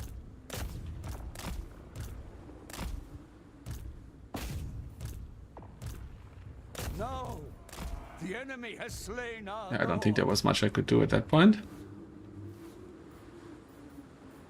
Trading has certainly gotten away from me here. Defenders of Kislev! Did I? No, his lord is still alive. Comrades of Okay. Spain!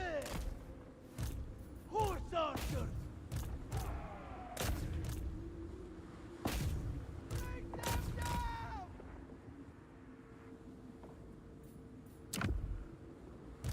Horse raiders!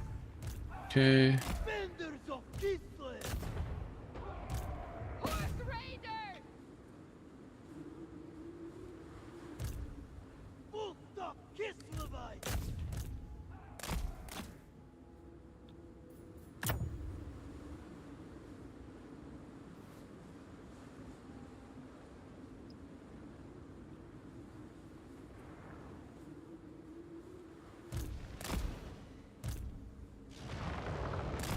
Take it, horse! Woeful. Horse archers! That's Kislev vengeance! Slay them! Mm. Annihilate them!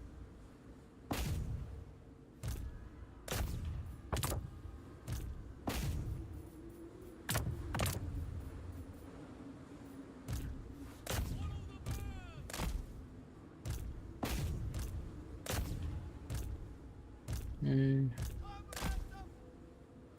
Another archer. Sons of Kislev! My mother Kislev! Yes, yes. I'm just gonna play this one out because we're gonna have time on our hands anyways after the match.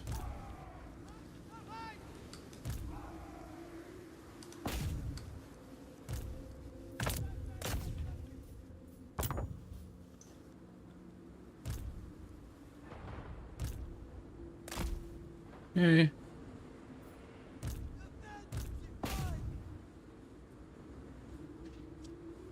Oh, Plague Claw Catapult. That's the problem with the debug cam. The missile traces are often deleted. Oh yeah, here I see one, but oftentimes they are invisible.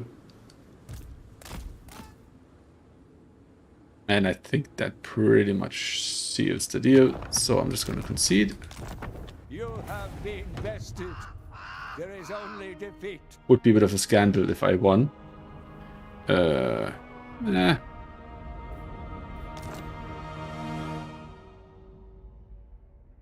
Okay. Let's report our outcome.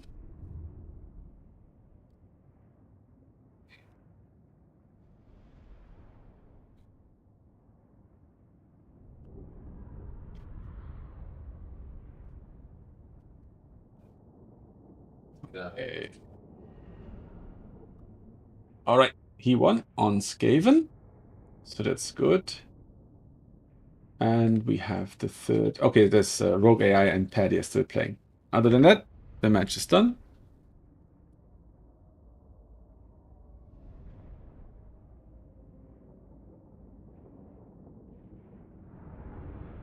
And I hope we don't get any more drops because then it's going to be a very small tournament.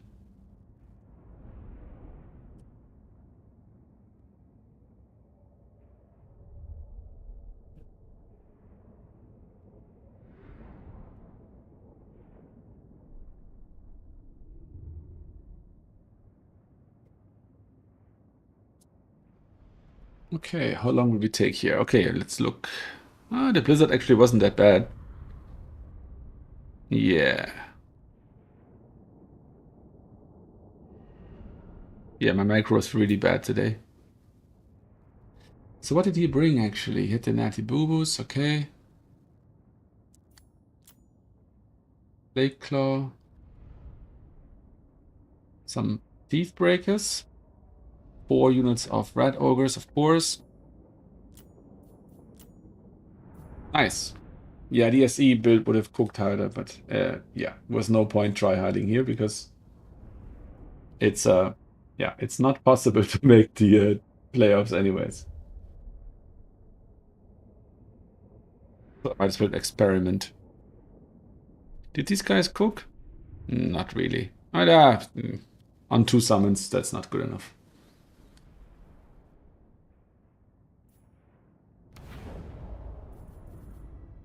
Okay.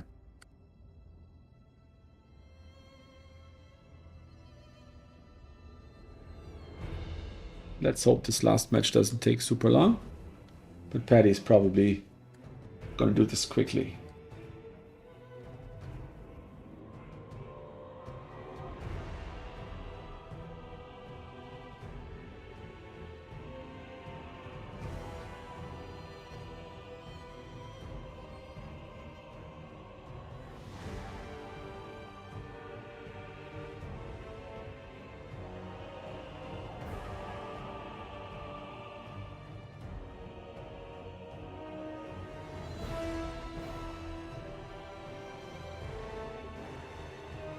So how do the grand finals work, Adler? I mean, you're in them this time. Were you in them last time? I don't think so. The semi-finals are streamed by Turin, but you have a round of 16. Then you have quarterfinals, and only then the streaming starts, right?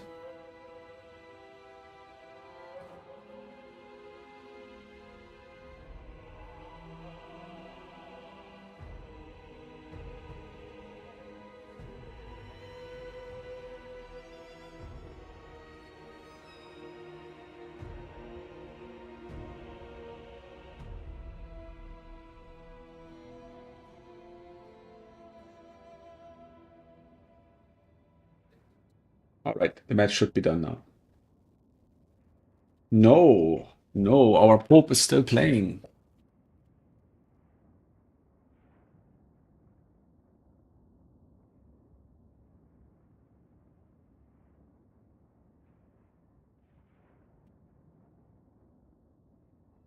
Let's check.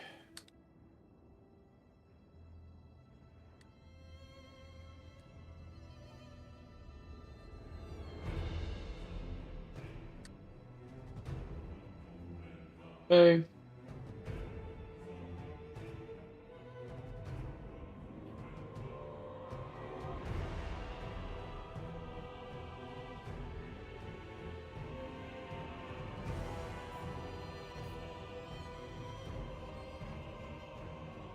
Who could we face in the next round? Makara again, Rogue AI again, and maybe Pope Paddy.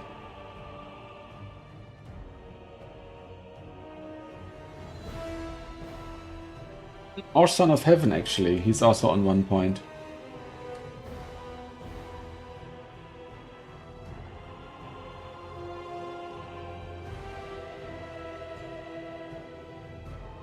Oh, what are they playing? Dwarves against dwarves?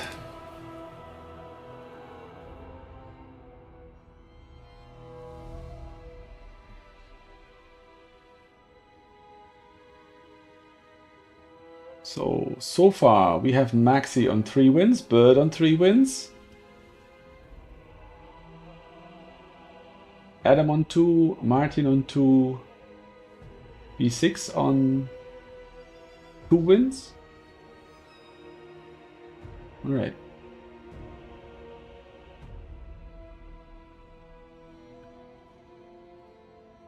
So next round, Maximilian, Maximilianaire and Bird are going to have their duel.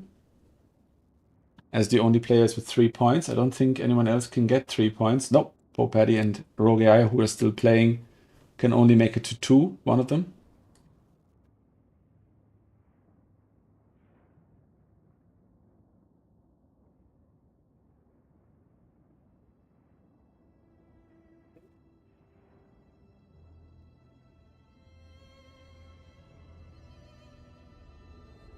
Okay, they're done.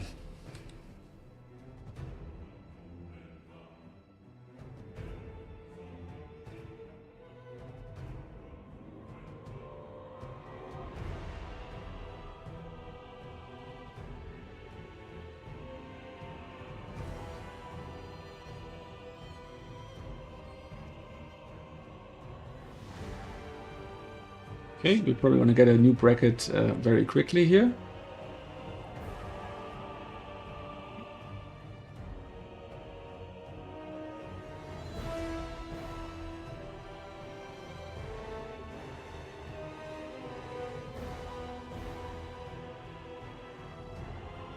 Oh, we might have another drop. Oh, yes, we do have another drop.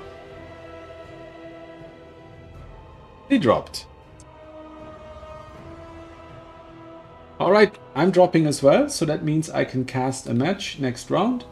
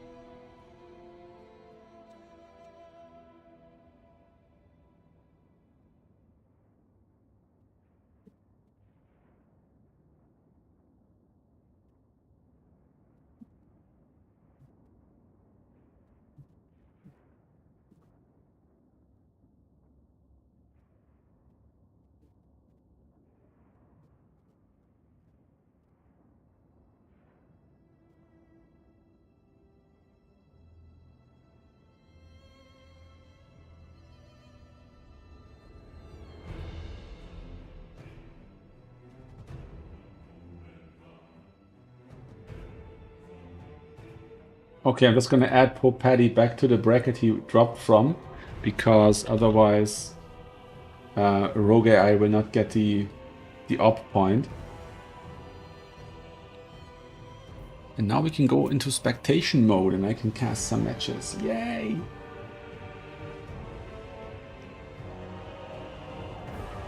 So with me it doesn't matter, I won none of these matches, so my opponents don't get any op points for me.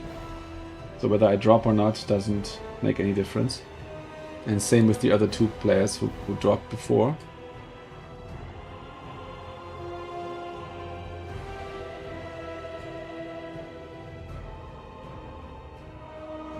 I'm gonna remove my checked in status.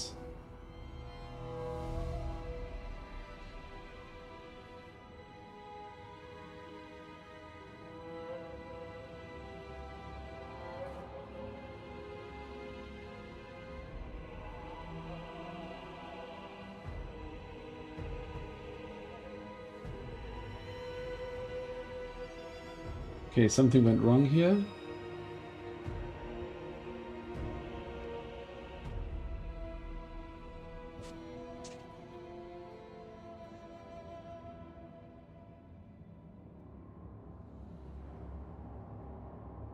Okay, I'm just gonna admin the brackets really quick for B6 if he doesn't mind.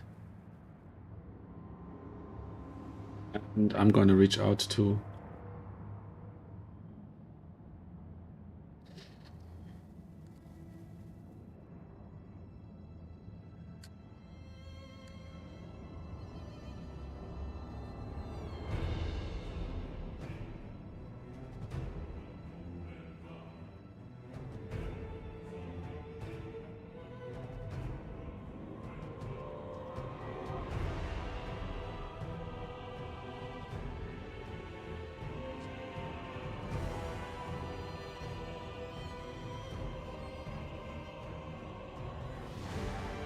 Okay, so match 21 and match 22 need to be changed.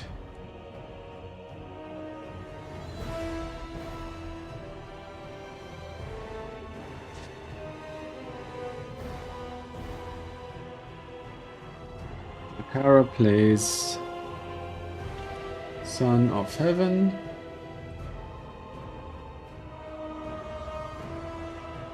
And I play nobody.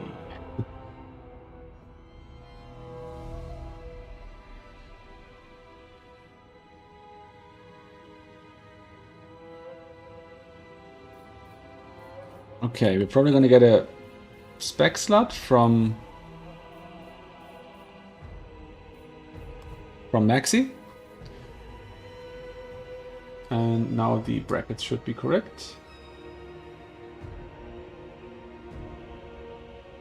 Yes.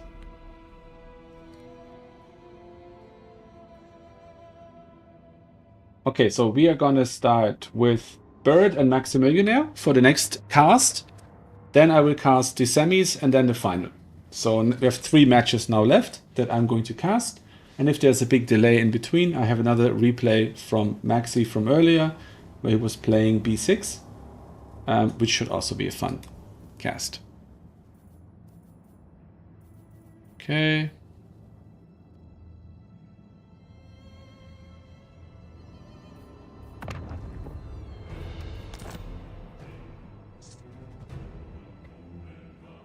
Okay, it's the Nurgan time.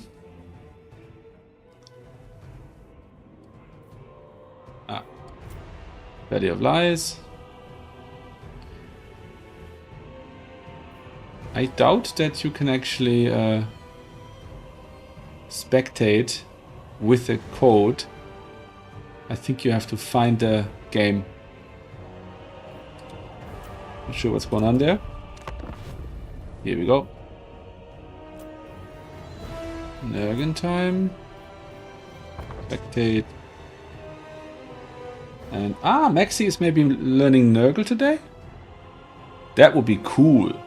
Okay, let's put the blocker up just to protect these 2 proud champions' dignity and privacy, of course. And I'm gonna get a quick drink and be right back.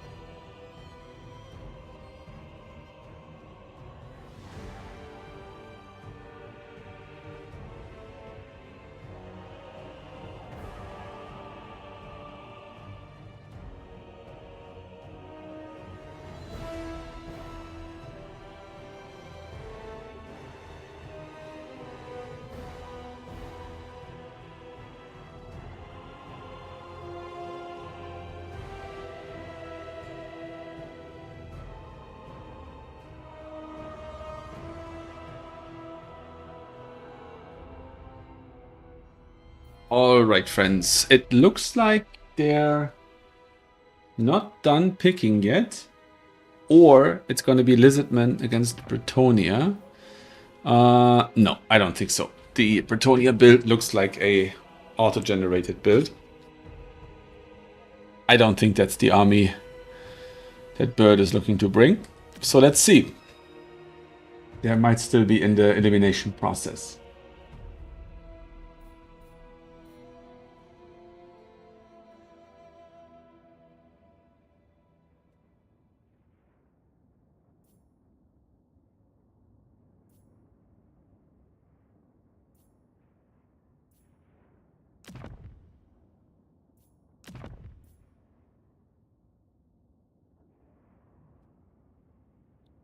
Okay, I expect the matchup to change anytime soon.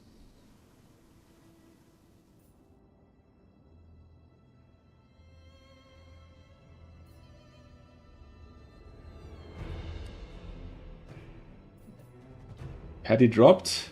Are you still in chat or did you go to bed?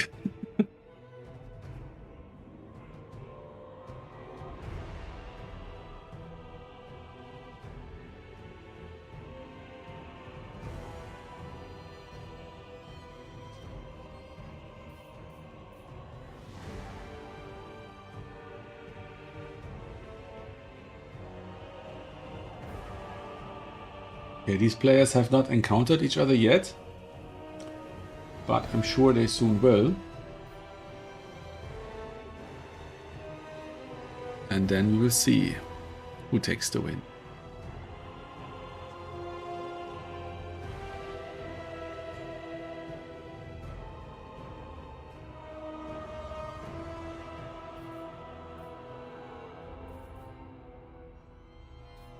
Still the dummy factions.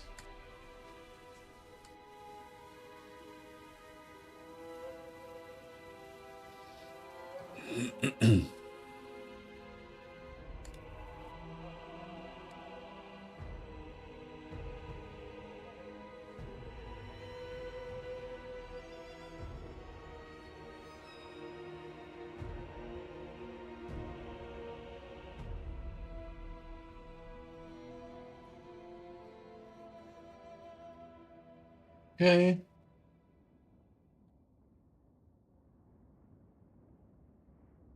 Still unchanged.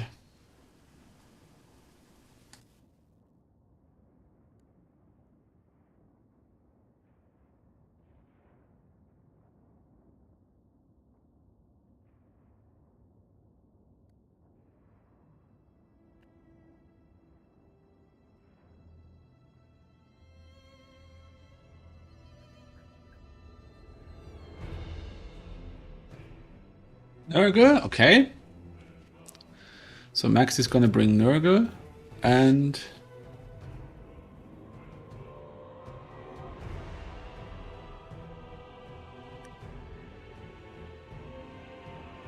what is Bird going to do?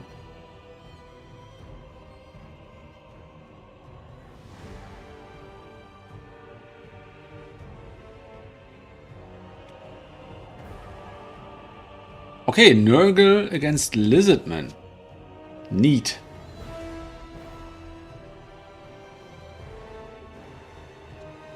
I think the Nurgle army is already built.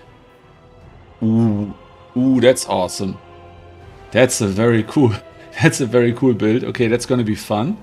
Interesting approach. I wonder if that works out. Bold strategy cotton. And okay, and Bird is just starting to build his army from scratch. Okay, so this might be a while. Yeah, and Nurgle is already readied up. Cool, cool, cool, cool. Very interesting build.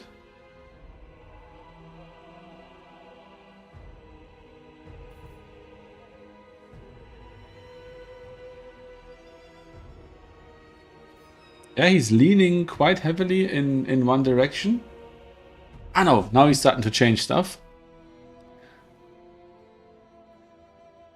Oh, okay. Oh, he's second guessing himself. Changing stuff around, but yeah, it's a good build. It's a good build if he's presented with the correct opposing army. And we're gonna see if Bird is going to deliver that, or if he's gonna throw him a curveball.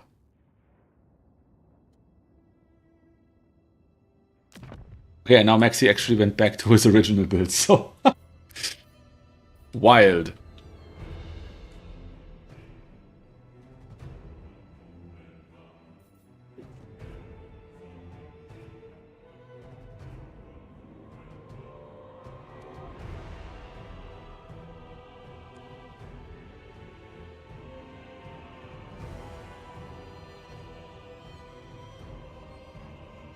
Right.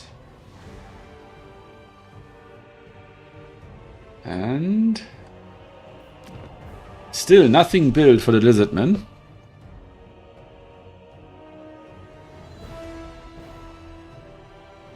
Oh, he seems to start.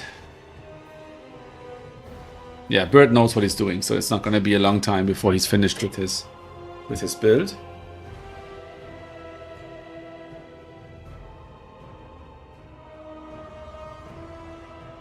See if Maxi is still... No, he's not tinkering with his build anymore.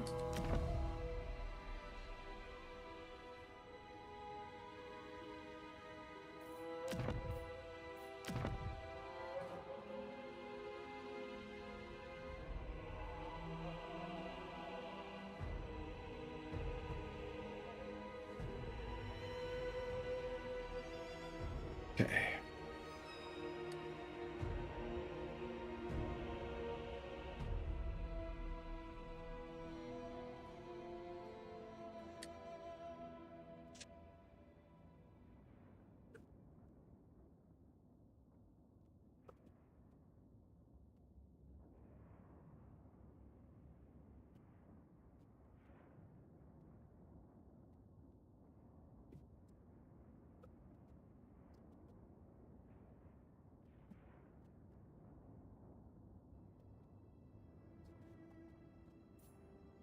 Okay, yeah, he's half done with his starting army. I'm just gonna take care of some admin real quick.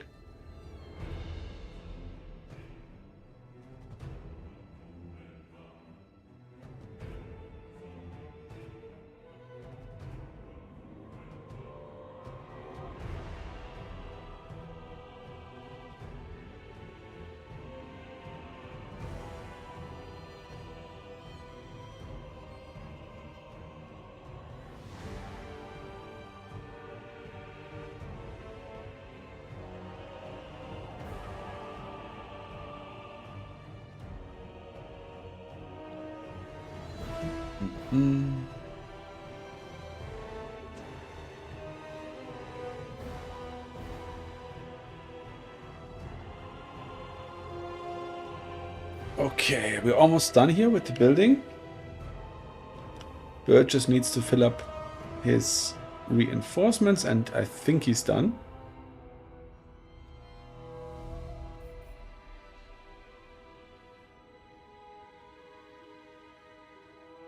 Yes, we're loading in.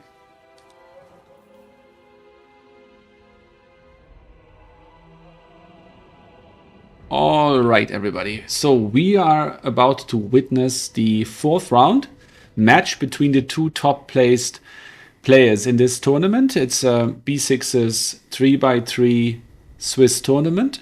And we see here on the left Maximilianaire's army playing Nurgle, super elite build. And on the right, we see Bird's build. He's playing Lizardman and he's going for the red-crested Skinks with a skirmish up front and a nice bit of a monster play here to see if he can catch Maximilianaire here unaware.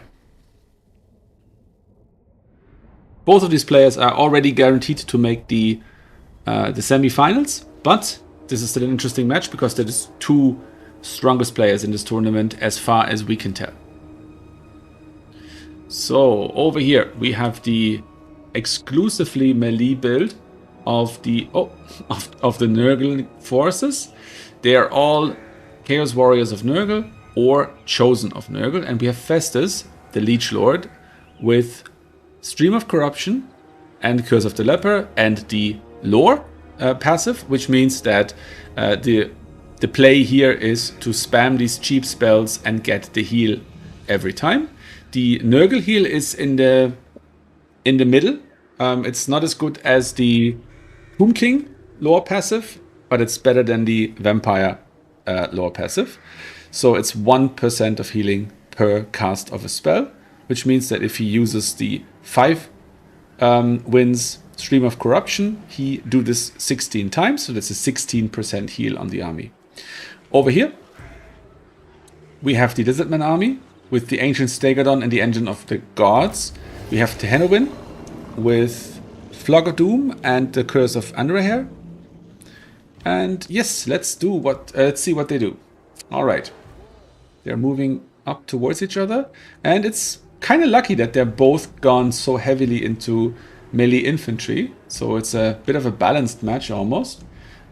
These skirmishes, I doubt that they're going to play a huge part in this, other than being mobile capture weight, because everything over here is super, super heavy armor, except for Festus.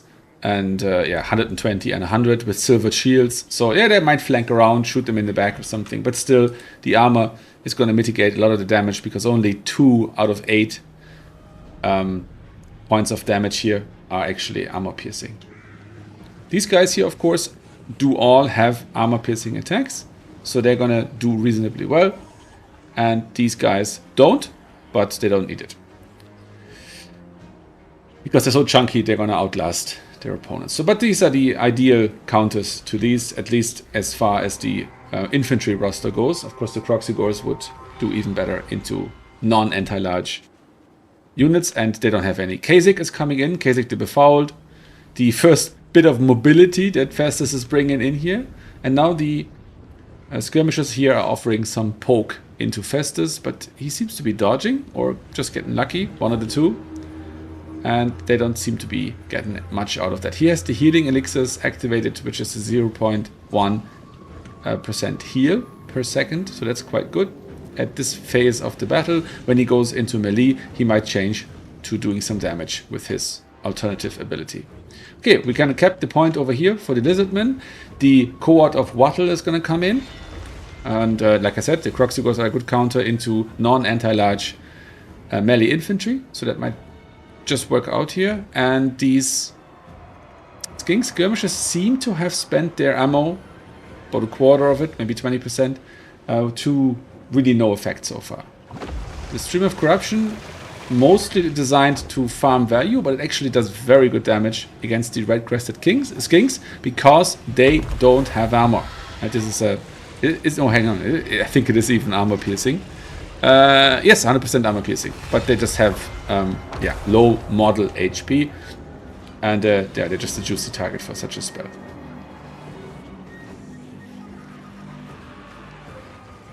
Okay, so now we have the first decent target for the skirmishers, which is the Nurglings over here, the Frolicus Bubonic.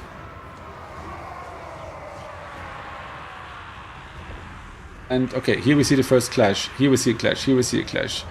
The red-crested skinks taking serious damage here in the confrontation and really being chunked down by the Chosen of Nurgle, the most elite there is. And if you look at their melee stats, the difference in melee defense is, yes, stark. Let's put it like that. 45 points difference.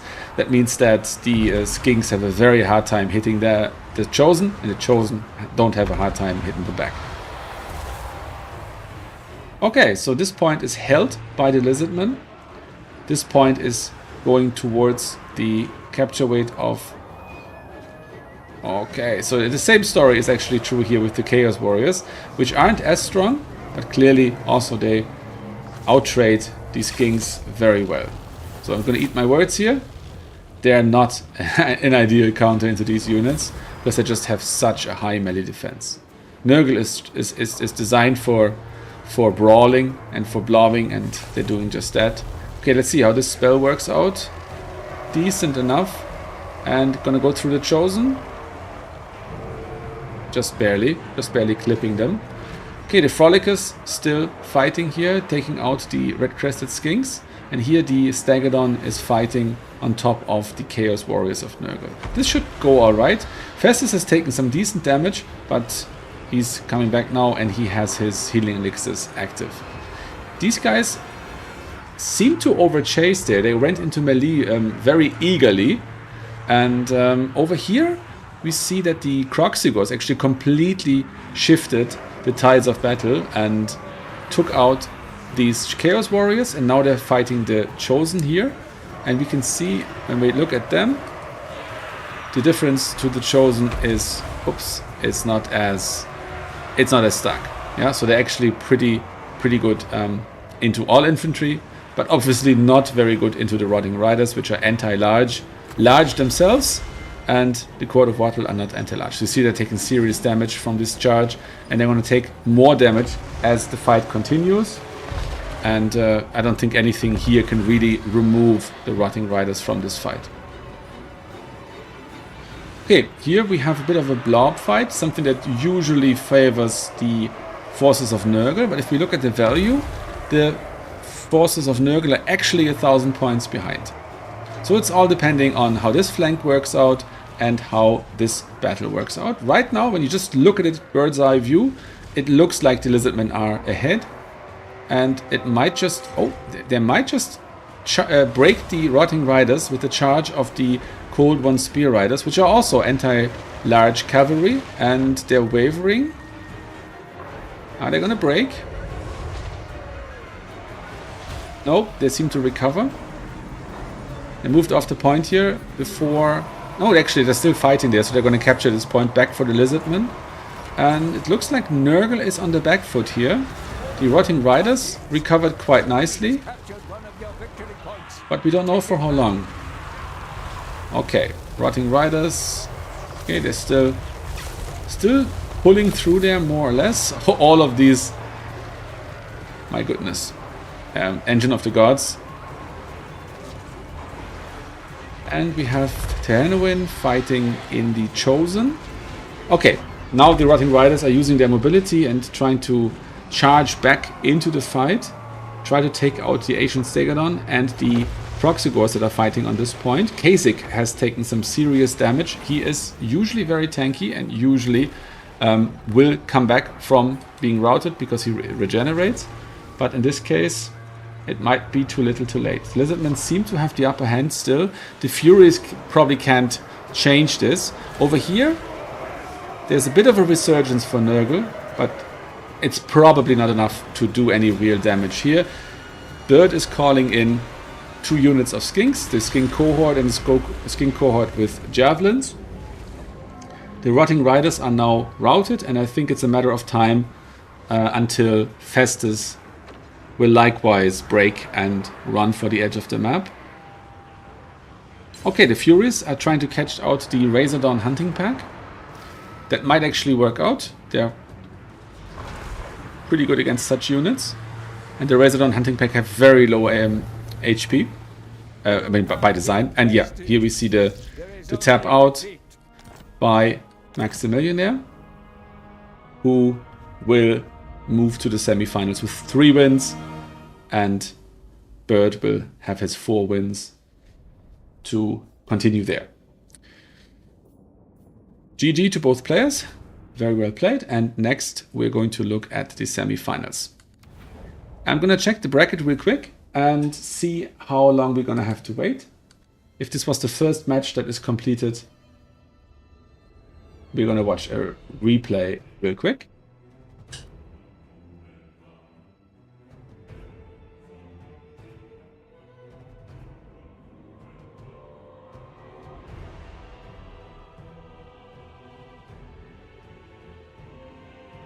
Okay, looks like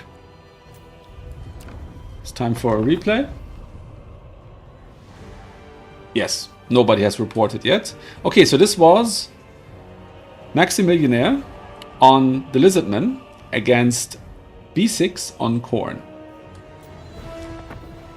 Let's have a look. Okay, so this is Maximilianaire on the Lizardmen and B6 on Khorne. Pretty standard build for the Lizardmen, I would say. And yeah, fairly standard build on the right-hand side, headed by Skulltaker. And here for the Lizardmen, we have a generic Slan.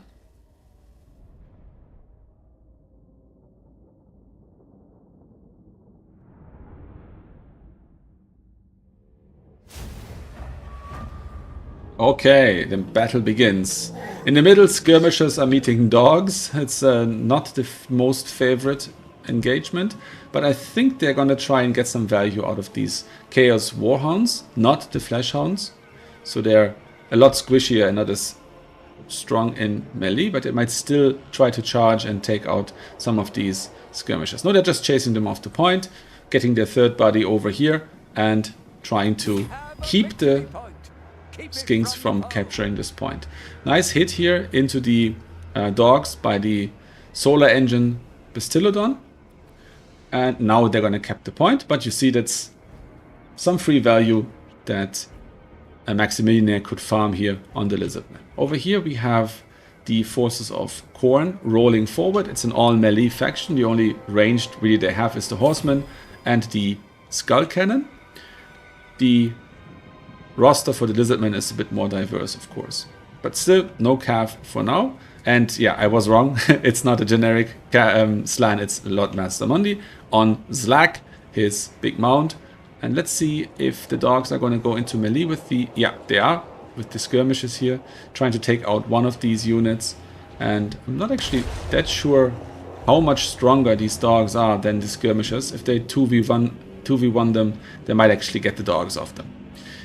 Okay, here, Skull Taker going into melee with the skirmishers as well, supporting one of the dog units, but changing his mind and returning and weaving around here. The Skinks are probably trying to keep this point, and other than that, the forces of the Lizardmen are pulling back a little bit, waiting for their reinforcements before pushing back forward to make sure they don't lose this point. They can make do without one of the points, but they can't make do with 1 point for the entire match, because then of course they would lose on tickets. Okay. Alright. Here we see a little flank charge by the Lizardmen trying to protect this objective from being taken. The dogs get into the Skink Cohort Javelins, which are much better in melee than their blow-darting cousins over here. So you see the dogs taking serious damage, but of course the Marauders of Khorne charging into the Saurus Spears, they want this fight, and the Saurus Spears don't want this fight, but all in all, this is a bit of a wet noodle contest. Of course, the Cohort of Wattle is born and bred to fight units like these, so they're going to enjoy this. So the Javelin Cohort are probably pulling back a little bit to shoot into the Manticores, and the Minotaurs, and the Minotaurs, of course, are super rage bonering for these large units, both Slack and the Cohort of Wattle, because that's exactly the kind of unit they're designed for fighting. Over here we have the Bastillodon sitting still and shooting into Skull Taker, dropping the banishment from the Slan, from Master Mundi, into the Forsaken, and here the dogs are chasing the Skinks around, but the Razordon hunting pack is countering the dogs. We have another unit of Cold One Riders also charging into the dogs. I hope they got their charge off. Yeah, they did. So they're taking decent damage into these dogs. Now the skirmishers can shoot again. The Razordon hunting pack can attack these dogs as well. So all of these dogs are going to be history. So far the value is dead even, but we're fighting in the half of the Lizardmen. So that means that reinforcement paths for the Lizardmen are way shorter, especially if they call out mobility, whereas the forces of Khorne are going to have a much longer way to get into the fight, and that time can be very crucial. So this is at the moment advantageous to the Lizardmen, but the value is still completely dead even. The dogs are crumbling here. That was a Fleshhound, and we have another Chaos Warhound here. These Marauders of Khorne dual weapons are also broken, and now we have to see, is there enough shooting here to deal with the Forsaken, or is it, oh, what is this? Salamander hunting pack? Oh no, it's another Razordon. Okay, so they're going to shoot into these Forsaken from all sides, and they're not going to like this. You see how much damage they're taking, so that's not a good fight. Over here, Skulltaker is trying to take out the Lizardman Lord. He's trying to attack Mazda Mundi. They're both anti-infantry fighters, and they're both large, so they're not getting their bonus. But fighting on top of the Khorne Gores, of course, is a terrible engagement for Mazda Mundi. So you might want to pull him through some friendly units, which he's doing here, through the Cold One Riders, to get Skulltaker stuck on those units and unable to pursue. Because despite being on this big, terrifying monster, he's still taking a lot of damage in this engagement. Over here, the backfield is going really well. The dive from the Furies has been mitigated, and now Maximilian is taking a slight value lead, 500 points difference in this engagement. And when you look at it, it does look like he's a little ahead, although we have to consider that the quality of these units is the Skinks with the blow darts, the Skinks with the javelins, is of course not the same as Khorne infantry.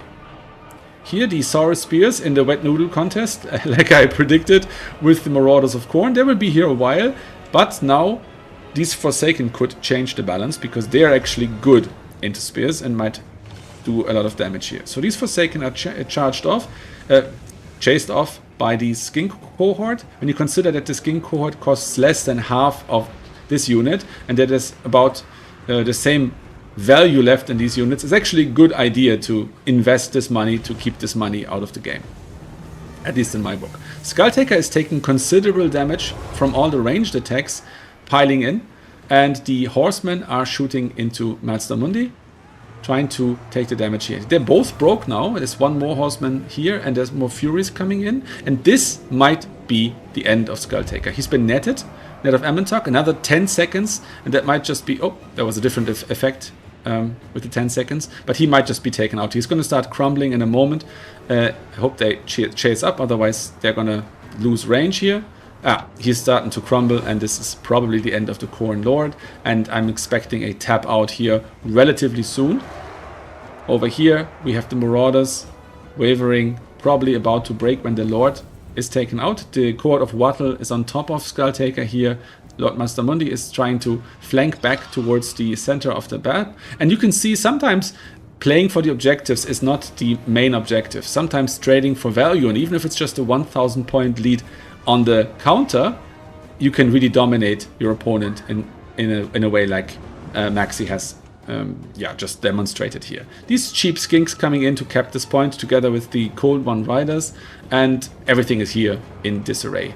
These horsemen are gonna break, they're already broken, these gonna get charged next by the Cold One Riders, and Master Mundi has to be a little bit careful here not to break, but then again, the leadership on Lizardman is not as fragile as on some other factions. This was probably enough with the artillery hit to tip things over the edge for the horsemen, together with the... they're sitting on 0 leadership and now they're broke.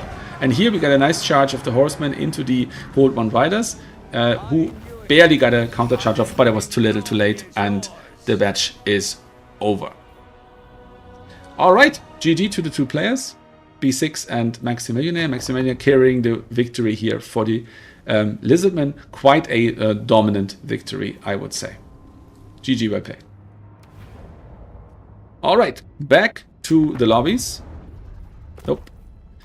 And let's see what the brackets are telling us. Okay, with 1 match remaining, B6 is playing Adam TM. And let's have a look if Adam... Yep, Adam is, at the moment at least, Sammy's material, and it looks like it's going to be Maximillionaire, Bird, Martinius, and Son of Heaven. But if Adam wins, no, if Adam wins, it doesn't make a difference. So the playoffs should be already decided. But we're gonna wait for the last match to finish, and then I'm gonna reach out when the semis are up for a spectator slot in those matches as well. Okay, that was a nice match. 2 nice matches actually. And it's interesting how Lizardman carried both times against the forces of Monogod Evil.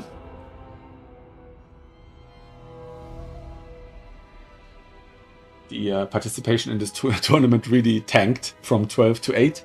So that means that half the players will move on to the playoffs.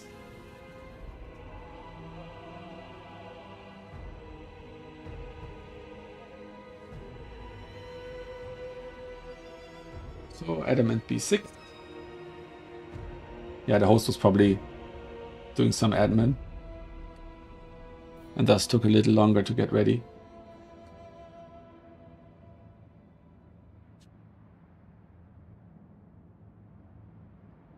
Okay.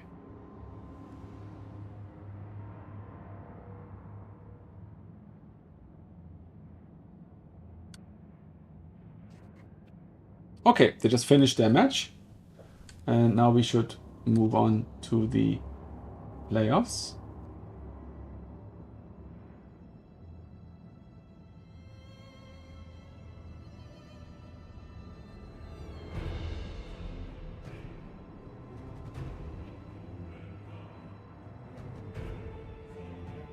Okay, we'll look into some other work here.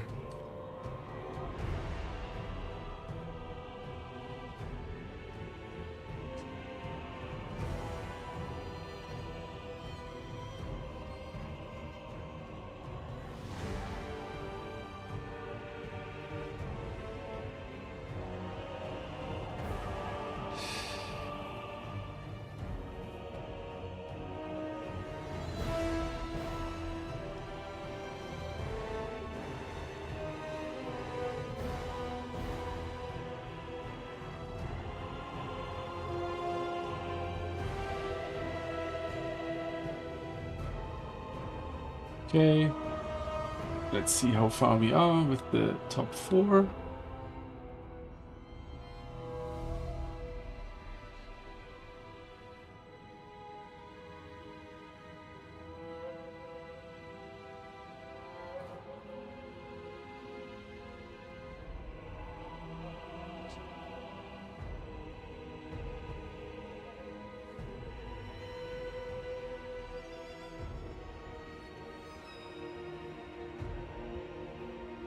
There's no new announcements so far.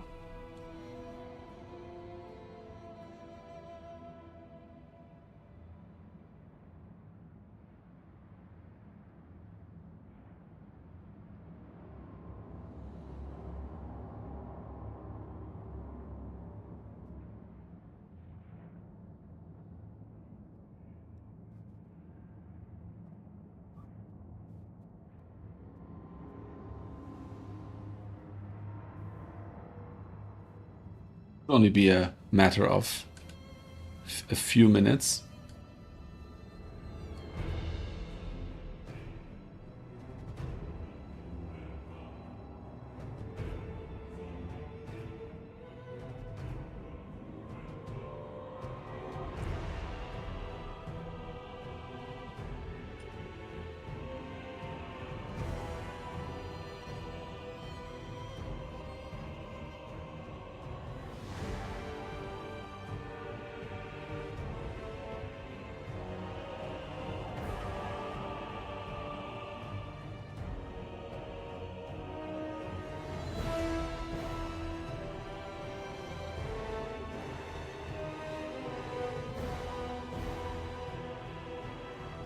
Okay, let's check again. Yes, the top 4 have been set up. Let's see who's playing. Okay, we have B6 against Martinius and Bird against Maximilian there, so that's a replay. So I'm going to ask if I can spectate with B6.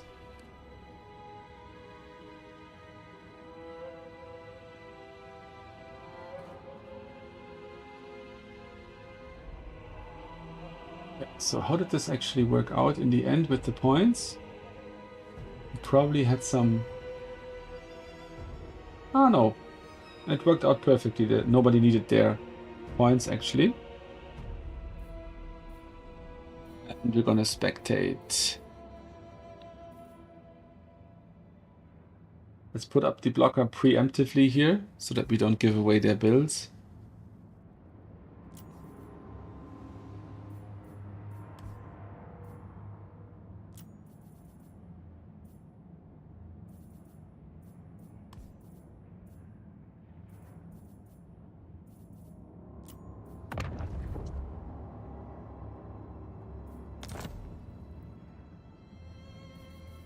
Okay, and let's join here. Just received the password.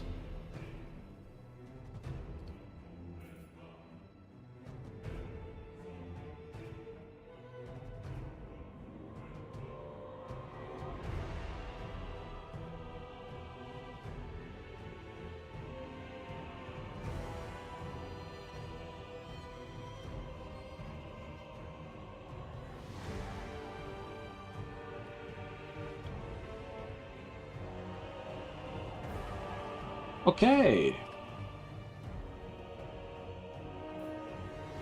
It's corn, apparently.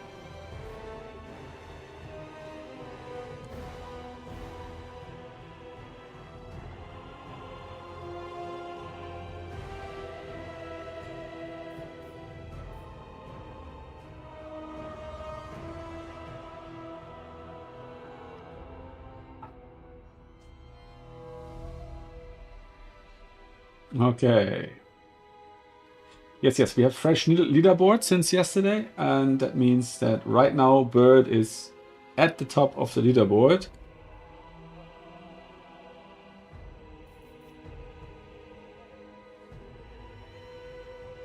He won 4 matches.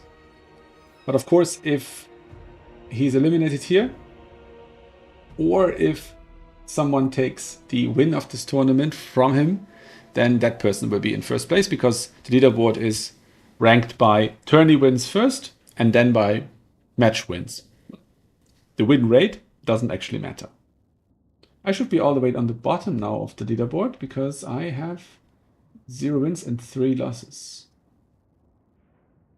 Yes, because everybody else has 0 wins and 0 losses, so that's obviously better.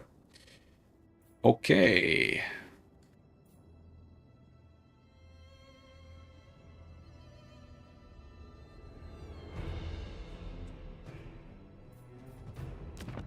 I doubt that they're already done picking. No, they're not. So let's see what they're going to play.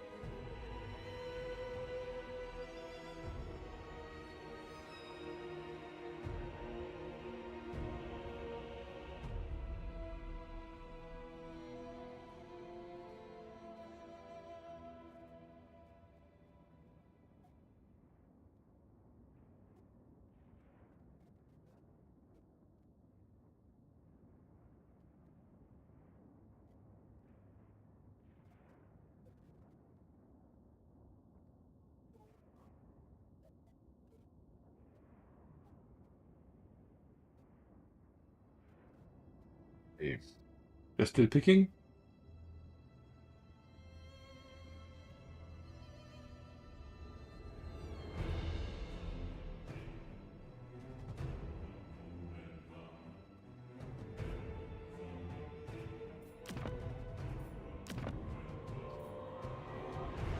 It's funny how for most players the last used build for Bretonia is some kind of auto-generated build, which means that they have never played Bretonia.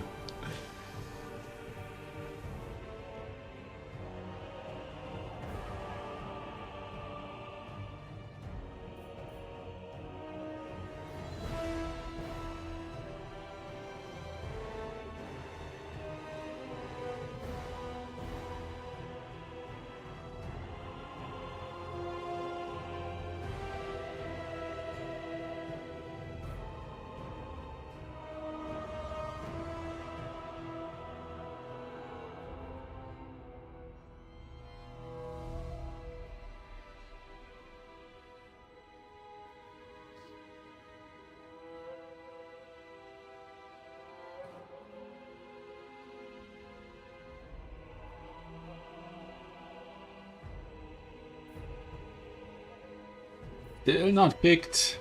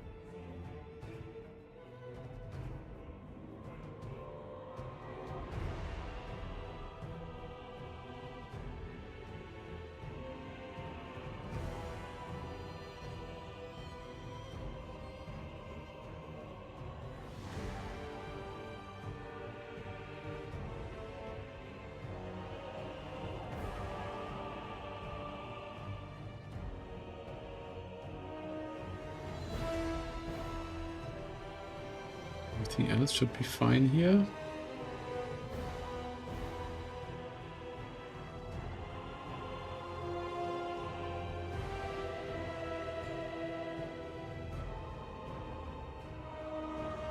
Okay. Still not picked. Oh my god, they're really taking their time here.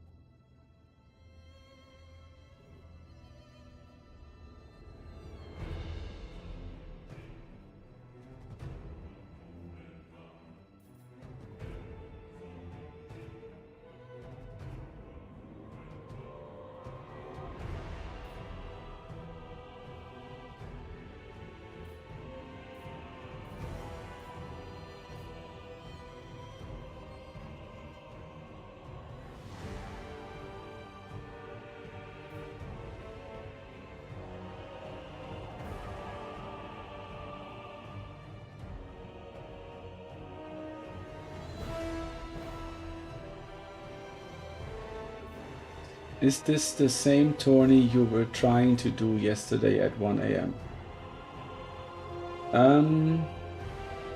I don't know, 1 a.m. what time zone? Oh, you mean, no. That was the 333 tournament. That was this morning, my time. So you're probably in the American time zone. No, this isn't my tournament. This is B6's tournament, the world's best Skaven player. And I was just playing the first 3 rounds as a participant, and now I'm just streaming the finals. This is the semi-finals we're going to watch now, and then after that the final match. Yeah. No, the High Queen Khalida themed slot machine tournament was this morning, but we didn't get enough players. So we just did it off leaderboard with, I think, 8 players. And Big B's won that one. And now this one is with 12 players. So that's the legal minimum for it to count. But 4 have dropped, including myself. So we have 8 players left. And 4 of those made it to the playoffs. We just watched 2 matches from Maximilianaire. The 4th round against Bird, and then the first or second round, I think, between Maximilianaire and B6. And now we're going to watch B6 against Martinius, and it's going to be Tomb Kings against Greenskins. The Tomb Kings army is already completed, but I'm not sure if it's the final option here or if he's going to change it. And the Greenskins army is also finished, so they probably had pre-built armies prepared, and they're just tinkering around with them a little bit to try and make them better.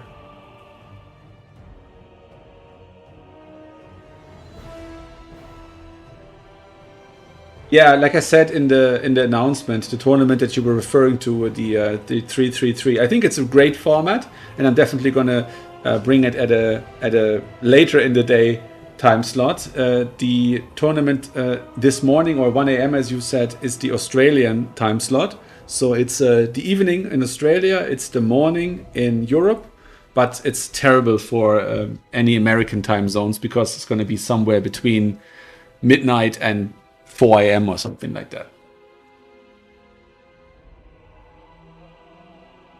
And it's a long format too, because you're going to play probably 4 rounds of best of 3s. So that's up to 12 matches. So you have to yeah, plan for like 4 hours at least.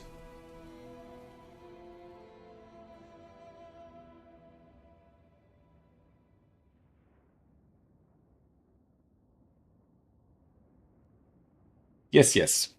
All right. They're building their armies. I think Martinius is finished. He probably has an army made for this purpose. And B6 is still tinkering a little bit. I'm just going to wish them a good luck for their matches.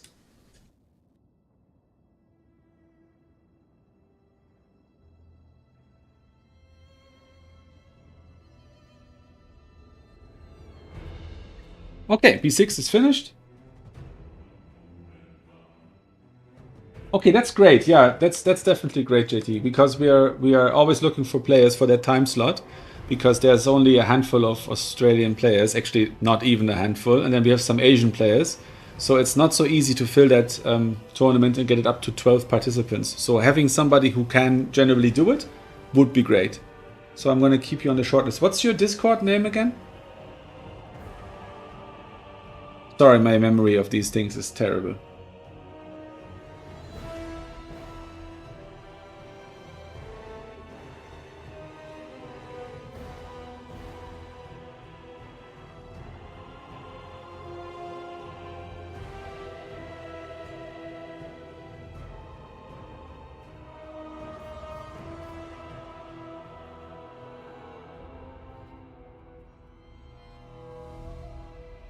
If you don't want to say your Discord name in chat, you can just DM me. Okay, B6 is finished, and I think Martin is just waiting or doing something in real life because his army isn't changing. So he's probably just getting ready. Oh, it's you. Okay. All right. Oh yeah, I think you messaged me, right? That you were too tired to play. Okay, now Martin is ready and B6 is no longer ready. Completely changing his army.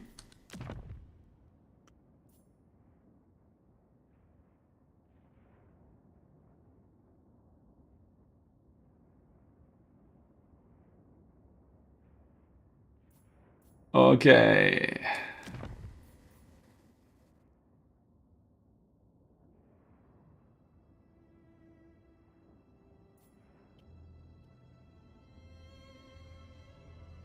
I think we're moments away from seeing the start of this match. Okay, this looks like a finished army. Oh, I like the build. This is gonna be fun, guys.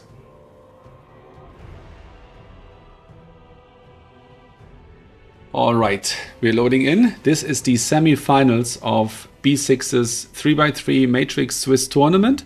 And he's playing himself here. He's playing the Tomb Kings against the Greenskins, led by Grom the Paunch and played by Martinius. So this is going to be an interesting one. We have DJ Khateb on maybe his mixing table. We're going to see. And we have a meta build for the Tomb Kings for sure, with the 2 Stalkers and the 2 Necrotects. I guarantee you they're going to have the Vambraces of the Sun to debuff any unit they're in melee with. And on the other side, we have Grom the Paunch with a mixed army. So no longer, actually, is it orcs only? No, we have some Night Goblins here. Okay, so this is a normal mix of goblins, orc biguns, savage orcs, orc boys, some Night Goblins here, and then some more orc boys, the savage orc boar boys, and we have Grom the Paunch on his mandatory little mobility scooter here. And we have the Ruglets armored orcs. They're in every army you see these days. We have an orc shaman and he's bringing Fists of Gork, and here we go. So here we have Khateb, of course the caster lord. You need a caster lord when you bring 2 non-magical heroes, or you're going to forgo magic altogether. And he brings the incantation of vengeance and the lore passive. So this is a 10 wins spell, so he's going to get only 8 uses of the magic. Like I said earlier in the other tournament, Nurgle gets a smaller heal here. He has only 4 seconds. So this is the highest healing lore passive in the game with 6 seconds. That's 7 ticks. So that means 1.4 winds are healed, and that's times 8 if he uses only the spell, and since it's the only spell he has, that's the one he's going to use. So he has something to target high value, low HP units, and that would be ideally something like a Savage Orc Boarboy, or even more expensive Orc Cav, and we're going to see what happens. Actually, maybe the goblins are also a good target. Nah, they have almost 10,000 health. So yeah, that's a cavalry countering spell. Okay, we have the 2 stalkers. I would expect him to be positioned more forward, but maybe he wants to keep them in the backfield to screen any artillery he plans to call in. And yeah, they should get ready to pounce on top of one another very shortly. Yes, they're sounding the horns of war. Over here we have the big uns. Big uns on this flank. They're the anti-large version of orcs.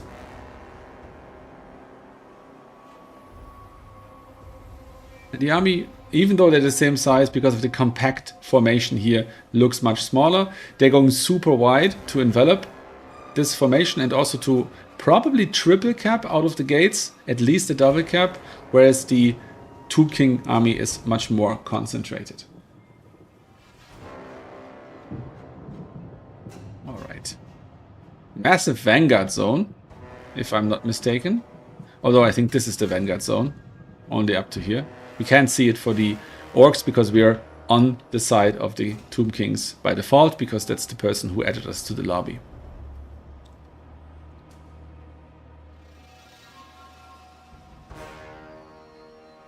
Okay. They're posturing up. I think they are done with their formations, and we should see this going forward. Other than the 2 Necrotects and Khatep, I think this is all chaff. Yes.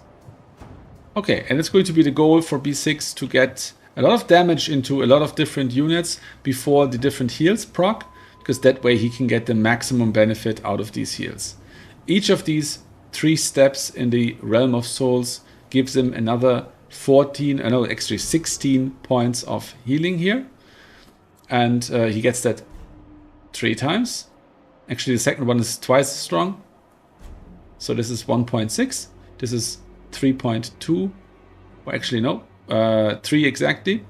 And this is 4.4. Yeah, so this is a very nice accumulative heal here. And then, of course, you get the summon of the Ushabti as well. All right. They're still posturing around. Not sure what's taking them so long. Okay, yeah, they actually made the formation a little bit wider, as I assumed earlier that it would try and go for a triple cap, and that seems to be the play here for Martinius on the Greenskins. And we are starting. The troops are slowly inching forward. It's Grom who leads the charge, and now we're going to see the orcs and the goblins, mostly orcs though in this case, trying to take all 3 points before the slower moving Tomb Kings get there. You can see all the move orders being issued here. The entire army is moving, and now the stalkers are also creeping forward. Not sure what the play is here.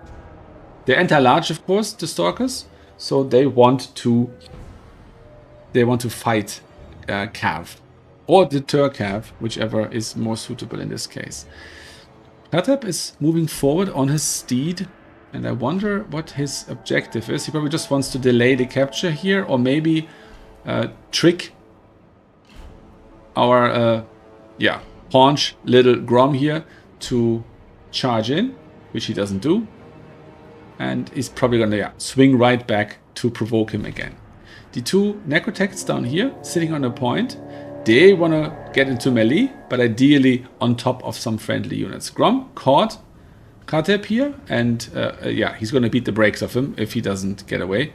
So I would assume that he will try to get away. Yeah, he needs another move order. He's stuck on the pigs or whatever he has, dragging his little chariot here. And now Grom is in the fight.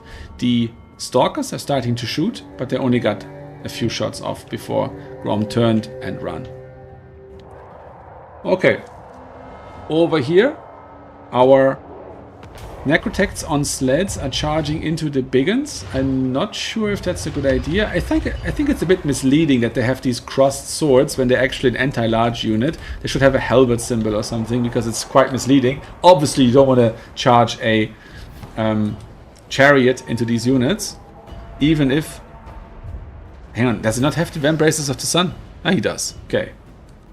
So he should debuff these guys very soon. Ah, there we go. No. They don't. What's going on here? They should have a debuff from his Vambraces.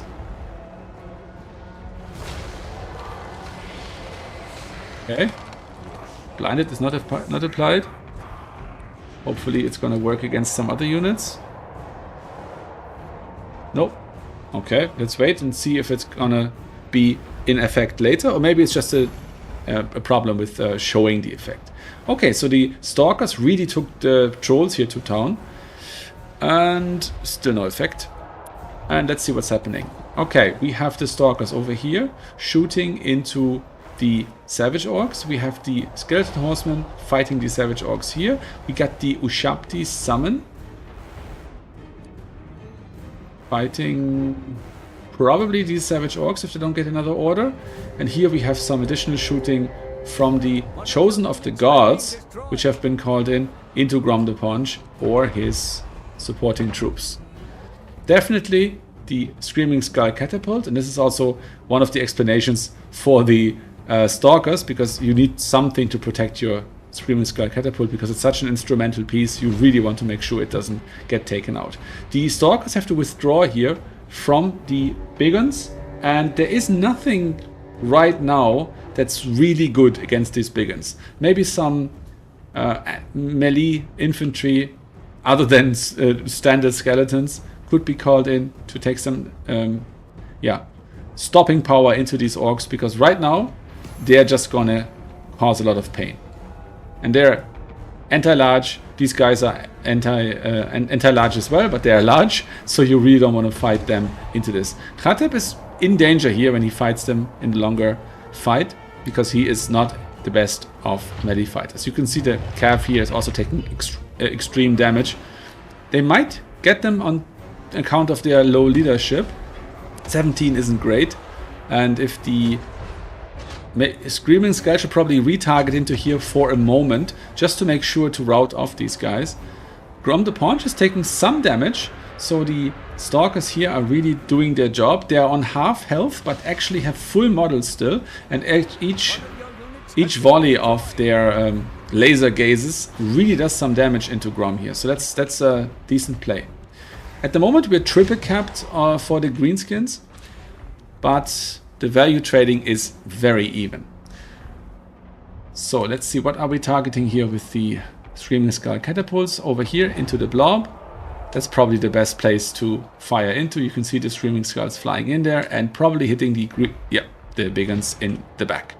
Over here, this fight should be going in the favor of the Savage Orcs along with the Orc Boys. These guys are idle at the moment. They have no target. They're probably going to retarget on these big ones, who are just beating up these Chosen of the Gods. But the ranged attack should help to break them, and then some Cav, this cheap Cav here, can rout them off the battlefield. Here we have the Thief Robbers, the Goblin Wolf Chariots, charging into the spears. They probably don't want to sit there forever, but they might get them to crumble. But these two units are going to take these spears out anyway, so we don't need really any support here.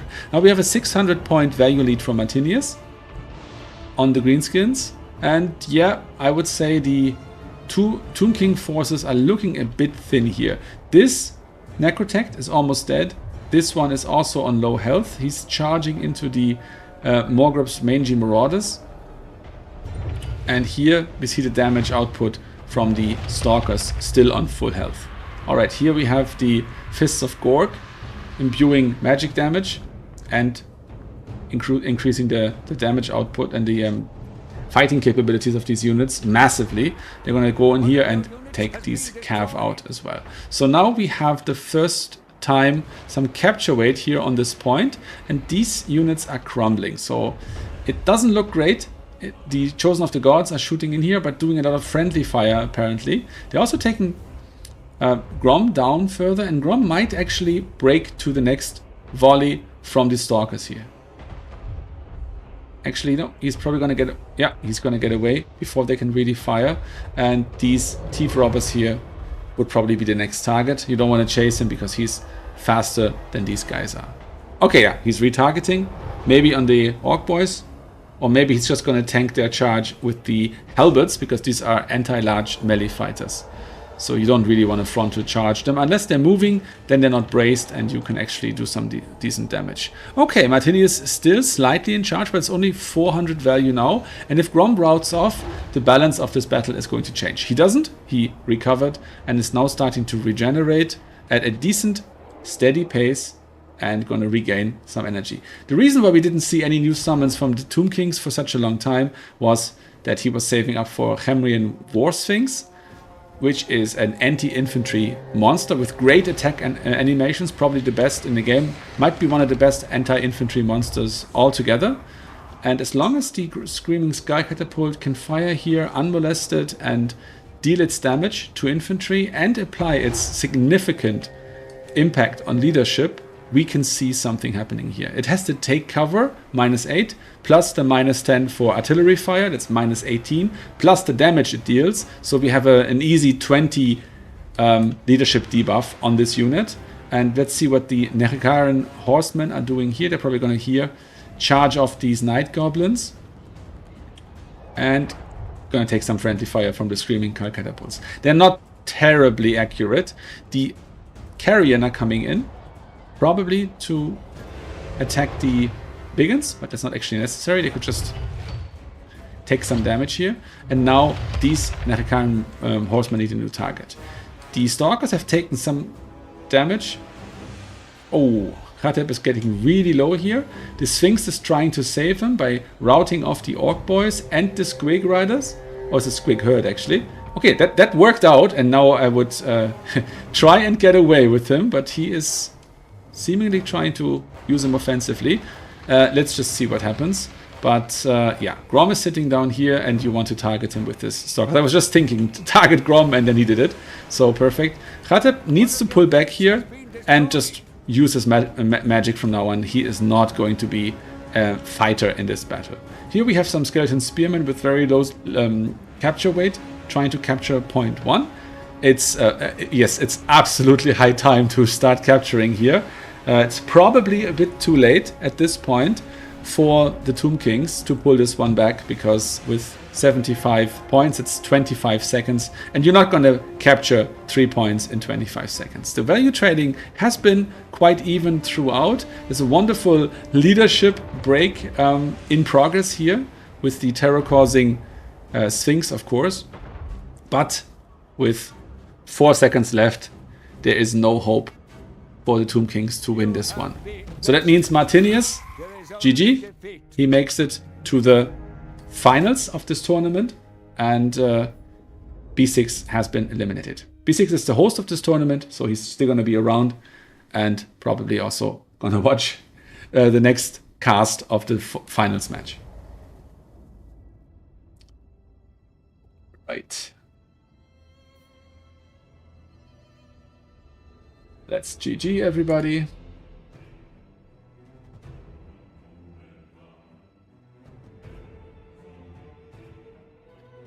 Okay.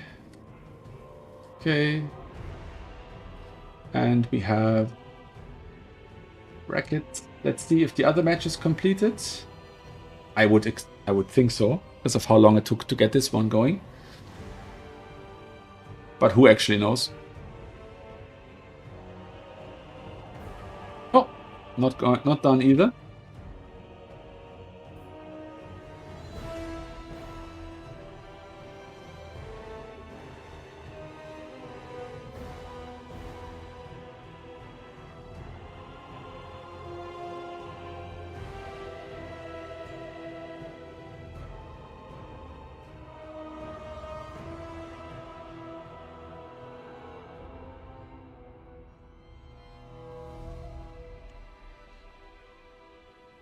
Okay, and I think now they have been reported, and we can slowly think about the finals. The finals are going to be played on Waterloo Landing, Haunted Vale, or Norscan Rise. It's a nice selection of maps, actually. Waterloo Landing, home objective, central objective. Haunted Vale is relatively claustrophobic map with Itza style layout, 3 middle objectives. And you have the Norscan Rise, which is a huge open field where, yeah, kite and mobility is king. And of course artillery, if that plays a role in the match. So we will see. And let's just see who made it in the other bracket. Maximillionaire. All right. Maximillionaire defeated Bird and Martin defeated B6. So that means we can watch Maximillionaire versus Martinius in the finals.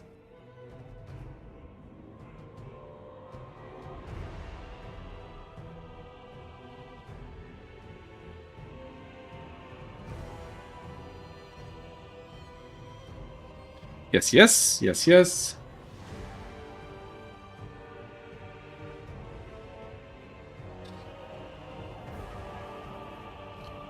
They're not reporting yet.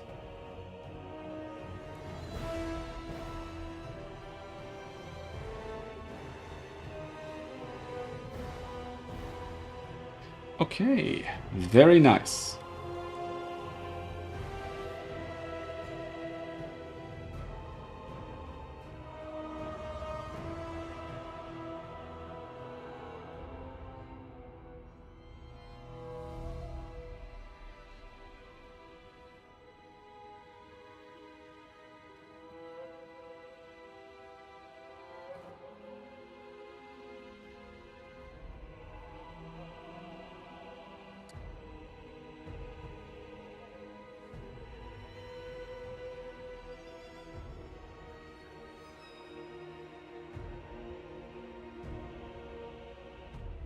Okay, still not reported, but it doesn't make any difference. We know what's happening.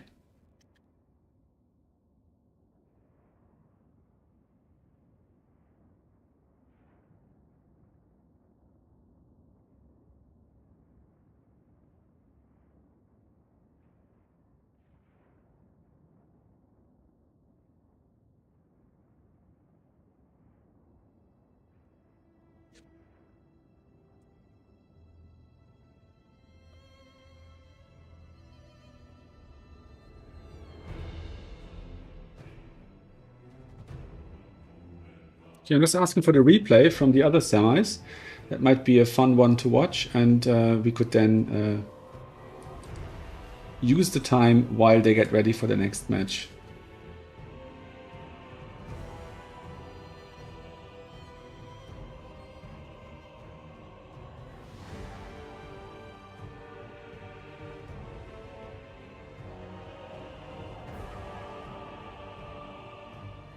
Okay.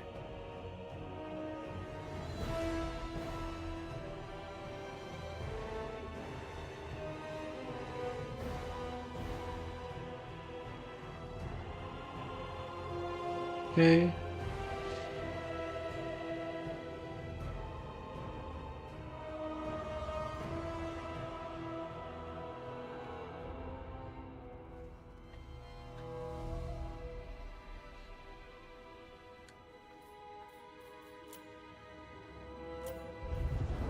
All right. We're gonna watch this real quick. Okay, here we have the other semi-final match from the tournament, from B6's 3x3 Matrix Swiss tournament. This is Maximillionaire against Bird. Maximillionaire on Wood Elves, his second main faction after Vampire Counts. And we have Korn, played by Bird here with Valkyria, 2 cultists, and Marauders and Chaos Warriors. 2 dogs, pretty standard build.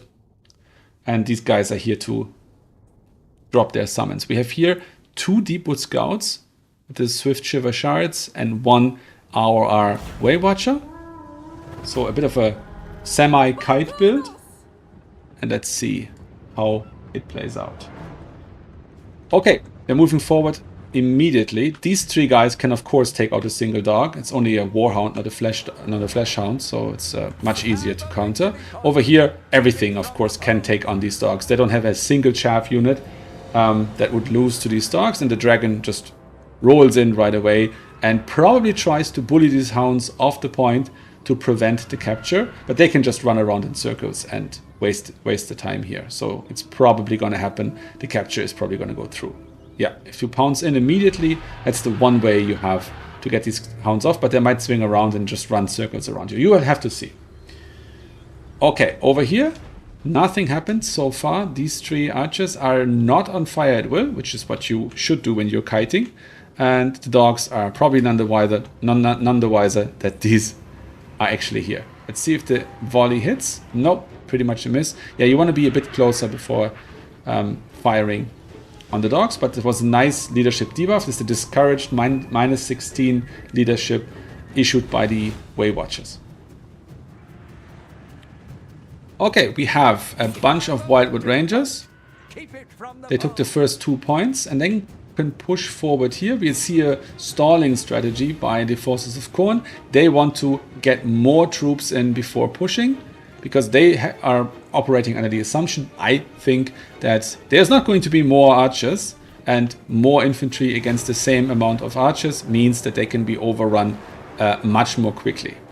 This is a much wider army as well. You see 9 to 13, the Flying Lord and another Flying Lord. These are favored for Valkyria because she is an anti-large fighter, and this is a large unit that is not anti-infantry. So she's going to be decent at attacking this dragon here, but it's a dragon of course, so it's not going to be a cakewalk either. Her stats are much better, but the HP pool on the dragon is a bit higher. Okay, she's moving in, probably trying to tackle the Lord here. He should have a net. Yes, the prey of Aneth Rema, but yeah, you're not in range here. You don't want to net somebody at this range. You want to fly over your Way Watchers, bring her out to 100 meters, and then pray to your elven guards that she doesn't use the demon shield just when the volley hits, because in that case you're going to be wasting your ammo and get nothing out of it. Over here we get the caster. We have Earthblood and Shield of Thorns, armor, damage reflection utility, and our Way Watchers are pulling back. Why are they pulling back? Because they have no reason to be in this fight. They are holding 2 points and they don't want to waste their ammo on something that's not worth chasing. If we're lucky, if the Wood Elves are lucky, I'm saying we because they're green, if they can get the net, yeah, and there's the demon shield, you see, and yeah, no damage. She's invulnerable for the duration of this effect, and the effect is as long as the net, so yeah, there was nothing happening. The only thing you can actually get out of this is if you no, I just hit the Lord. Oh, that was very unfortunate. The net is limited uses and the demon shield is unlimited uses. So now she's on cooldown for 120 seconds. So this is a fight you cannot win in that regard. The net is not going to work on Valkyria. You might want to use it on something else. At least in my experience, I could never get terrific value out of that when you never know if she's going to just become invulnerable for a few seconds while you net her, while you try to shoot her down. One thing that works quite well is if you target her with the net and before it's cast, retarget with something else. Like you can apply the net while you're still out of range so that you already produce the symbol, and if she then the player hits the symbol before you actually using the ability and you can still cancel it, you could get her to waste her ability and then net her after the cooldown begins, and that way you have a chance to actually net her successfully.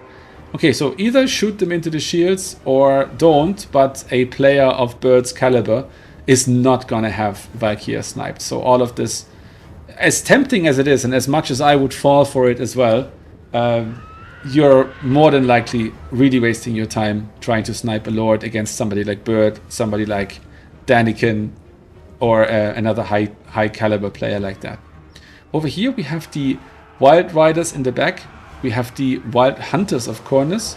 trying to catch these dogs. These swords are on top of the dogs. They are anti-infantry. The dogs are large. These are the flesh hounds. And here we have an anti-large cavalry chasing into these general purpose dogs. But they're still, as you can see, just dogs. So they're taking serious damage. And they will rout, and the second dogs will be attacked afterwards. Here we have a charge of the Wild Riders into these flesh hounds.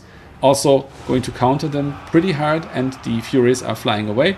We have the Life Caster. I like to give them I like to give them Awakening of the Woods because it has a nice slow. So if you have a single dog or even two clumped up dogs charging you, you can use this ability to slow down the enemy, do a little damage if they're on low armor. And here, this is a disaster, of course. The Flesh Hounds catching the Skirmish Corps and two Furies also in range. Let's see if the Wild Riders can save them. But they've already taken considerable damage despite the heal. This is not looking good for the Wood Elves. This was the key win condition for them, of course. Even the Forsaken are now in range, and I doubt that the Wild Hunters of Khorne can remedy this. The Way Watchers are actually doing quite well. They're still on full health and running away. And here the Cav is about to break off the leadership of the Furies, which will then disintegrate very quickly. And these Wildwood Rangers are probably going to take out these Marauders. So this could go well enough for the Way Watchers, but it's dodgy, at least for the Wood Elves. They should shoot into the Furies, and the Cav. Okay, yeah, the Furies are not going to be a big issue here. They're going to be taken down, but they're going to do damage to these units if we are not very careful. And we don't have enough time, I think. 57, yeah, they're going to crumble out before they take out many more models. So 55 out of 60 have survived. That's a partial success. And we have these two Deepwood Scouts here also coming back. We have the Wild Hunters of Khorne charging into the Forsaken. Forsaken have too high mass. KF charges are not super efficient, but when they're so tattered as these guys are, they might still break. Although, yeah, they might actually outlast the Cav, but then they will lose to the Dryads. Over here we have more Cav chasing down the Cultist and these Warriors of Chaos. If they're moving away, these archers have a great chance to shoot into their backs and avoid their shields. The Dragon, does he have any breath attacks left? Oops. Probably not, because he just charged there into melee. And if this Cavalry Corps here goes into here to break these warriors off, there is a chance, because he's obviously a terror-causing monster and might have a chance here to remove them. The dogs are coming back, pouncing on the Way Watchers again. Good catch, definitely good catch by Bird, and this is probably nope. the leadership debuff from the Way Watchers was just too good. Okay, lucky they got away again. Looks like one of my matches, I must say. And now the Cav is probably going to side charge these Chaos Warriors here to help break them and get them out of the way so that the ranged core can actually return to the fight.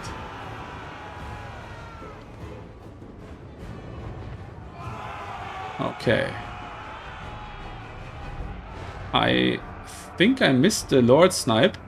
Maximilianaire was just pointing out to me in chat that it's actually very easy to snipe back here. So I'm going to ask him after the match what the tech is there and how to do that. And yeah. We know who won, but I don't want to think about it right now to not spoil this for me. It's looking favored for, let me see, for the Wood Elves, I would say. But the value is pretty even at this point. Let's see if they get away. I doubt it somehow, because there's going to be Bloodletters of Khorne, the Blood Beasts of Khorne. They should get caught. But over here, the Cav is cleaning up, removing all of these damaged units here, charging them, shattering them. I guess the Lord killed penalty. Hang on. What's going on here? Where is she? Ah, she probably routed off. She must have routed off, because otherwise there would be the permanent Lord death penalty applying still here. And since we don't see her anywhere, she must have been routed off. Okay, that explains some things, but it doesn't explain everything. But now it looks like the Wood Elves are gaining some ground. Down here we have a melee force coming in that will easily displace the Flesh Hounds. The Glade Lord is fighting here on the point, and it looks like there's very little left. Chaos Knights with Lances. Okay, they're the variant with a super high charge bonus, but mediocre stats otherwise. And if they get a clean charge off, they are going to dominate whatever they slam into. And it's going to be the Dryads. So for 10 seconds, they're going to have absolutely insane stats. And then they're going to drop off. And they're getting recharged here by the Wild Riders, surrounded by all of these melee troops here. And also another unit of Wild Riders. The Cultist is joining them. They're tanking this quite well. And another charge coming in from the Wild Riders. And now their leadership begins to drop because they're fully surrounded. And they're trying to escape. Trying to pull out. And yeah, that means that they're going to get a lot of attacks in their backs. And that, of course, breaks them much faster. Over here, we have the dogs on the archers again. But we have the Dryads on the Forsaken. We have more Dryads coming in, and Dryads are amazing units. So that's the kind of fight they want. The Wildwood Rangers are helping out here as well. And the Spellsinger is just sitting there, probably waiting to cast a good spell into this blob with an Earthblood. Now we're going to see the charge into here. We are in the double cap territory still, I think. I'm not. And it's 350 for them, 7. No, yeah, it's still double cap. So this should be fine like this, but we see a attempt to slowly capture this point over here. These units are all finished cleaning up the backfield, so they can all move on to this point. The fight is happening here. You can see that 2 units are moving on to the second point, and we're going to see the victory of the Wood Elves becoming more and more apparent as we move on here. Okay, we can speed it up a little bit. Nothing happening at the moment, just that very one-sided brawl over there. Forsaken are arriving, probably countering the capture wait partially. Nope, the Dryads were there in time. And now we see the clash of 2 very similar damage-dealing infantry units.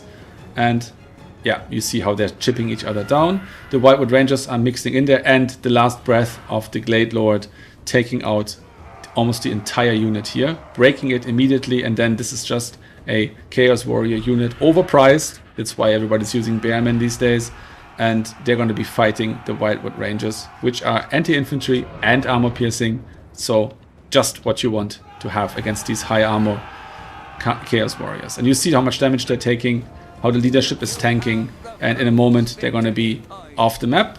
Sleipnir is going to damage these units, but not going to shift the balance of this fight. And even though the value counter says that the damage is equal, I would invite you to count the value on the Khorne army here. You have Valkyr, and that's it. And so that explains why this was won by Maximilian. GG, both players played very well.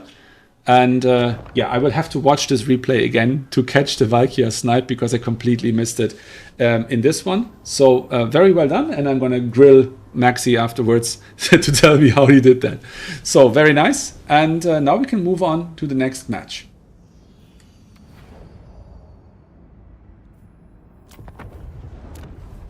Okay, and they're just ready to go. Perfect. It's probably Nurgling time again. Or is it the B6? It's probably the B6. Let's just see.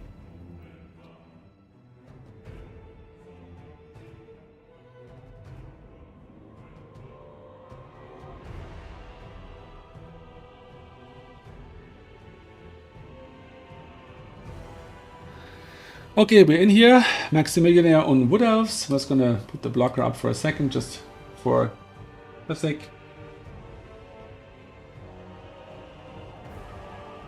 Okay.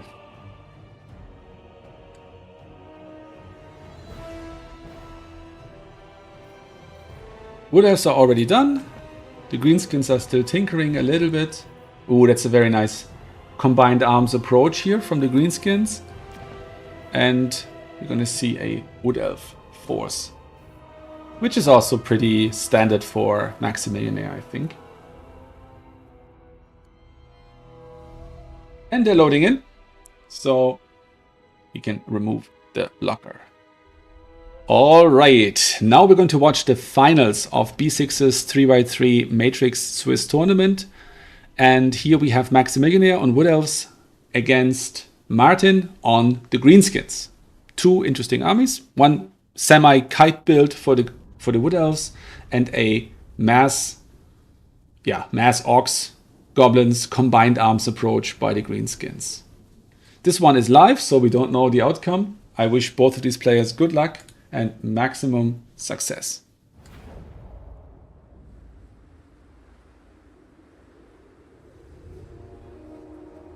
All right, loading in. On Norscan Rise, that's the map they decided on, which is it's a map I've grown to like. I used to have terrible experiences on this one, but now lately it's going much better. Yeah, and it's actually the map that I managed to beat Charix on in the tournament finals yesterday. So, yay, fond memories. I'm gonna cast that match, by the way. It was off stream. Okay, so we have the masses of the Greenskins here, deploying to the right at the moment, but he's probably going to finagle them around a little bit. And the Wood Elves, in typical manner, are going to try and capture the high ground objective and then filter down here and chip away at the Greenskins. The Greenskins also try to get the high ground. They have a Night Goblin force in the forest. They don't need the forest because they have Stalk anyways. And we have these two Spider Riders. Yeah, quick little Spider Riders, 78 speed to capture this point very quickly. I assume he's going to capture the point with these Spider Riders and keep the two Night Goblins here in the forest for whatever comes in here to be surprised, or to wait until they leave the point and then return and take it. It's of course a commitment, they're not cheap, so there's a bit of commitment to this play. Over here, a full Vanguard deployment except for the Lord. Everything here is Vanguard, and they will probably throw their full force up here. So they're going to counter the play that the Greenskins are trying to make here. But in return, the Greenskins are likely to get the two low ground objectives out the gates. We're starting, and the armies are posturing up. These two Dryads are moving to the middle point. The rest of the army is moving to the high ground. Right now, the Greenskin player can, of course, not see these three units because they are on stalk. And likewise, the Wood Elf player cannot see these two units because they are on stalk as well. Over here, the whole army is moving forward. And because of, I assume, errors of corners being in play. No, not actually. Okay, no errors of corners. Grom is hiding here in the woods, but probably not for long because he doesn't need to. Okay, we got the Thief Robbers coming in, probably the first call in from the Vanguard point. I didn't pay attention. And trying to cap this point before the Wood Elves arrive. That seems to work out. Yes, the Dryads could have prevented this. And over here, it's, much of nothing. They're not moving yet. They're just sitting there in the back. And Grom and the Shaman are moving through the forest into the first objective. Okay. Yeah, if there was more mobility here in play, he could have used it to try and attack these two isolated units. But then again, he doesn't know where the archers are, so he can't play for that. A bit too much delay, if you ask me, in the capture of the first objective here. I hope that doesn't end up costing Martin the game, because sometimes it just gets decided by 5 tickets, and it's a bit of a pain when you wasted those 5 tickets in the beginning. I do that all the time, and that's why I notice it. Okay, still, the Greenskin army is twice the size of the Wood Elf army, but the Wood Elves are saving up some money for something expensive. Let's see what that will be. And here you have the 1 Dryad, you have the 2 Night Goblins, but they are expendable, so they have low capture weight. They cannot out capture weight this 1 unit of Dryads. And he's also planning ahead, keeping the Dryads here in the back to make sure that this point remains in the Wood Elven hands. Some little poke here from the skirmish cav, but yeah, it doesn't seem like these Dryads are impressed. Okay, the Branch Wraith coming around here, and I think they're not going to push for this objective at all because they really don't need it. Okay, the Night Goblins are moving in. You can see the stat difference to the Dryads is the Dryads are just better all over, all round. But if they manage to sandwich them, they might get somewhere. They've now been detected, but the question is, does Maximilian actually see them? This is a bit of a standoff. Nobody is really moving towards any kind of objective. The Greenskins are still posturing up a little bit. No attack orders have been issued, and we're waiting to see what happens. Up here, they're sitting on the point and getting some support from the skirmishers, but yes, they're getting charged, counter charge, and yeah, you see the difference in performance here. The Dryads are really much better. And sandwiching around also isn't valid because wisely Maximilianaire has kept these Dryads here in the back, and there's Wild Riders coming in who will cancel this. Down here at the same time, one attack is beginning. The skirmishers or the kite force here have taken out one Orc Boar unit, and now the Dryads are pushing back in. These are just goblins, so they don't have much capture weight. Only these black orcs will actually counter this. They're missing the charge here on the goblins. They're just sitting there for capture weight. Up here, now the capture weight of the Greenskins is higher, but with all of these units being routed off, it's a matter of time. Now I hope that Martin is gonna pull away in time, because it wouldn't be worth wasting your 2 units of skirmish cavalry here to save that point. Okay, now we've changed it to a double cap situation for the Greenskins. They are well within the time to make it work. Okay, the 1 spider unit here got caught. They were probably netted. Yes, brave Anathema, and they might still get away because they weren't stuffed enough by the Wild Riders. Over here, the Wood Elves are pulling away. They don't need a second objective right now. They need it in a few minutes, but right now they can wait. And this army is pretty dense here. So they're going to wait until they have all their forces at their disposal, and then they will do this. They will probably chase off this one unit and then attack the Goblin Moonhowlers here in the back, and then everything else can come back down, and we'll see. I mean, attacking them in the back is probably not the best idea because there's another summon point there, but chase them off when they try something. He's probably going to keep the Wild Riders up here, going to keep both Dryads because one of them is almost dead, and then the rest of his army can be consolidated down here. These are the Black Orcs with shields, so you don't really want to shoot them with your expensive ammo, but there are other units that you can delete, including the ranged units. Let's see what our dragon does. Probably breath attack on the Black Orcs, I would assume. Oh, just attacking into them. Yeah, they're not the armor piercing. They're not the anti-large big uns. They're just elite infantry. So they're good, but they're not perfect, and they're not amazing against single entities of this size and prowess. The Wild Hunters of Kurnus charging into the goblins here and doing some chip damage into those. They might even rout them off. And as long as the archers don't shoot into them, this is a very clean trade, but they might return the fire in this moment. Okay, now they're pulling away. That's a pretty clean play. Although in terms of value, this damage was of course not worth it. Here we see some damage into the Warlord's Boys, and the Orcs are now on top of the Dryads. So this is a fight. The Dryads do not have armor piercing damage, so they're gonna really scratch their claws on the armor of the Orcs. And up here on the high point, we see the Dryads charging into the Skirms, and the Skirms actually going to carry at least the fight against the more damaged unit, but the other one is going to prevail. It's strong against Light Cav, very strong, in fact. The value is in favor of the Wood Elves, but that's typical for the shooting faction, and it's double value at this point. For my liking, the Greenskins are a bit too passive here. I would have collapsed this flank around and tried to give them a nice warm embrace and teach them not to shoot you. But we'll see. We'll see if this more passive style plays out. Martin and Maximilian are both far more experienced players than I am. Okay. The mobility is coming in. Over here, the Dryads have left the point to charge off some of these Spider Riders, which might come back to haunt them. Now we have the Dirkit Squigs coming in, charging into these. They're anti-infantry, so they want to be here. And the Boar Boys this is definitely enough to break these Dryads off. And with the range from the Spider Riders and maybe the odd charge from them, it's gonna end these Dryads, and then they can take this point. The High Elves are now, the Wood Elves are now taking back this point. The Lord is fighting on the Dragon, breaking off the mobility and the chaff. Here the Branch Wraith and the Dryads are also going to break the Goblins off this point.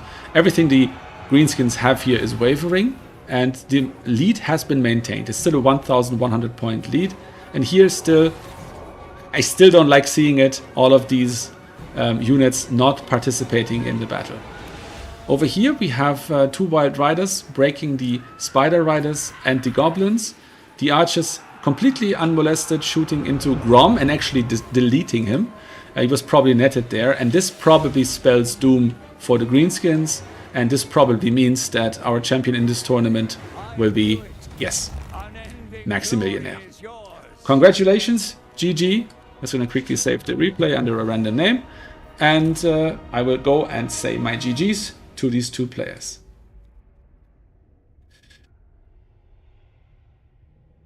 Okay, that means that Maximillionaire is the first winner of the season, the first one on the leaderboard, first place. And Bird asked me to take a screenshot of the leaderboard earlier when he was on first place. I'm going to send him the screenshot because now it looks a bit different. Maximillionaire is on the first place.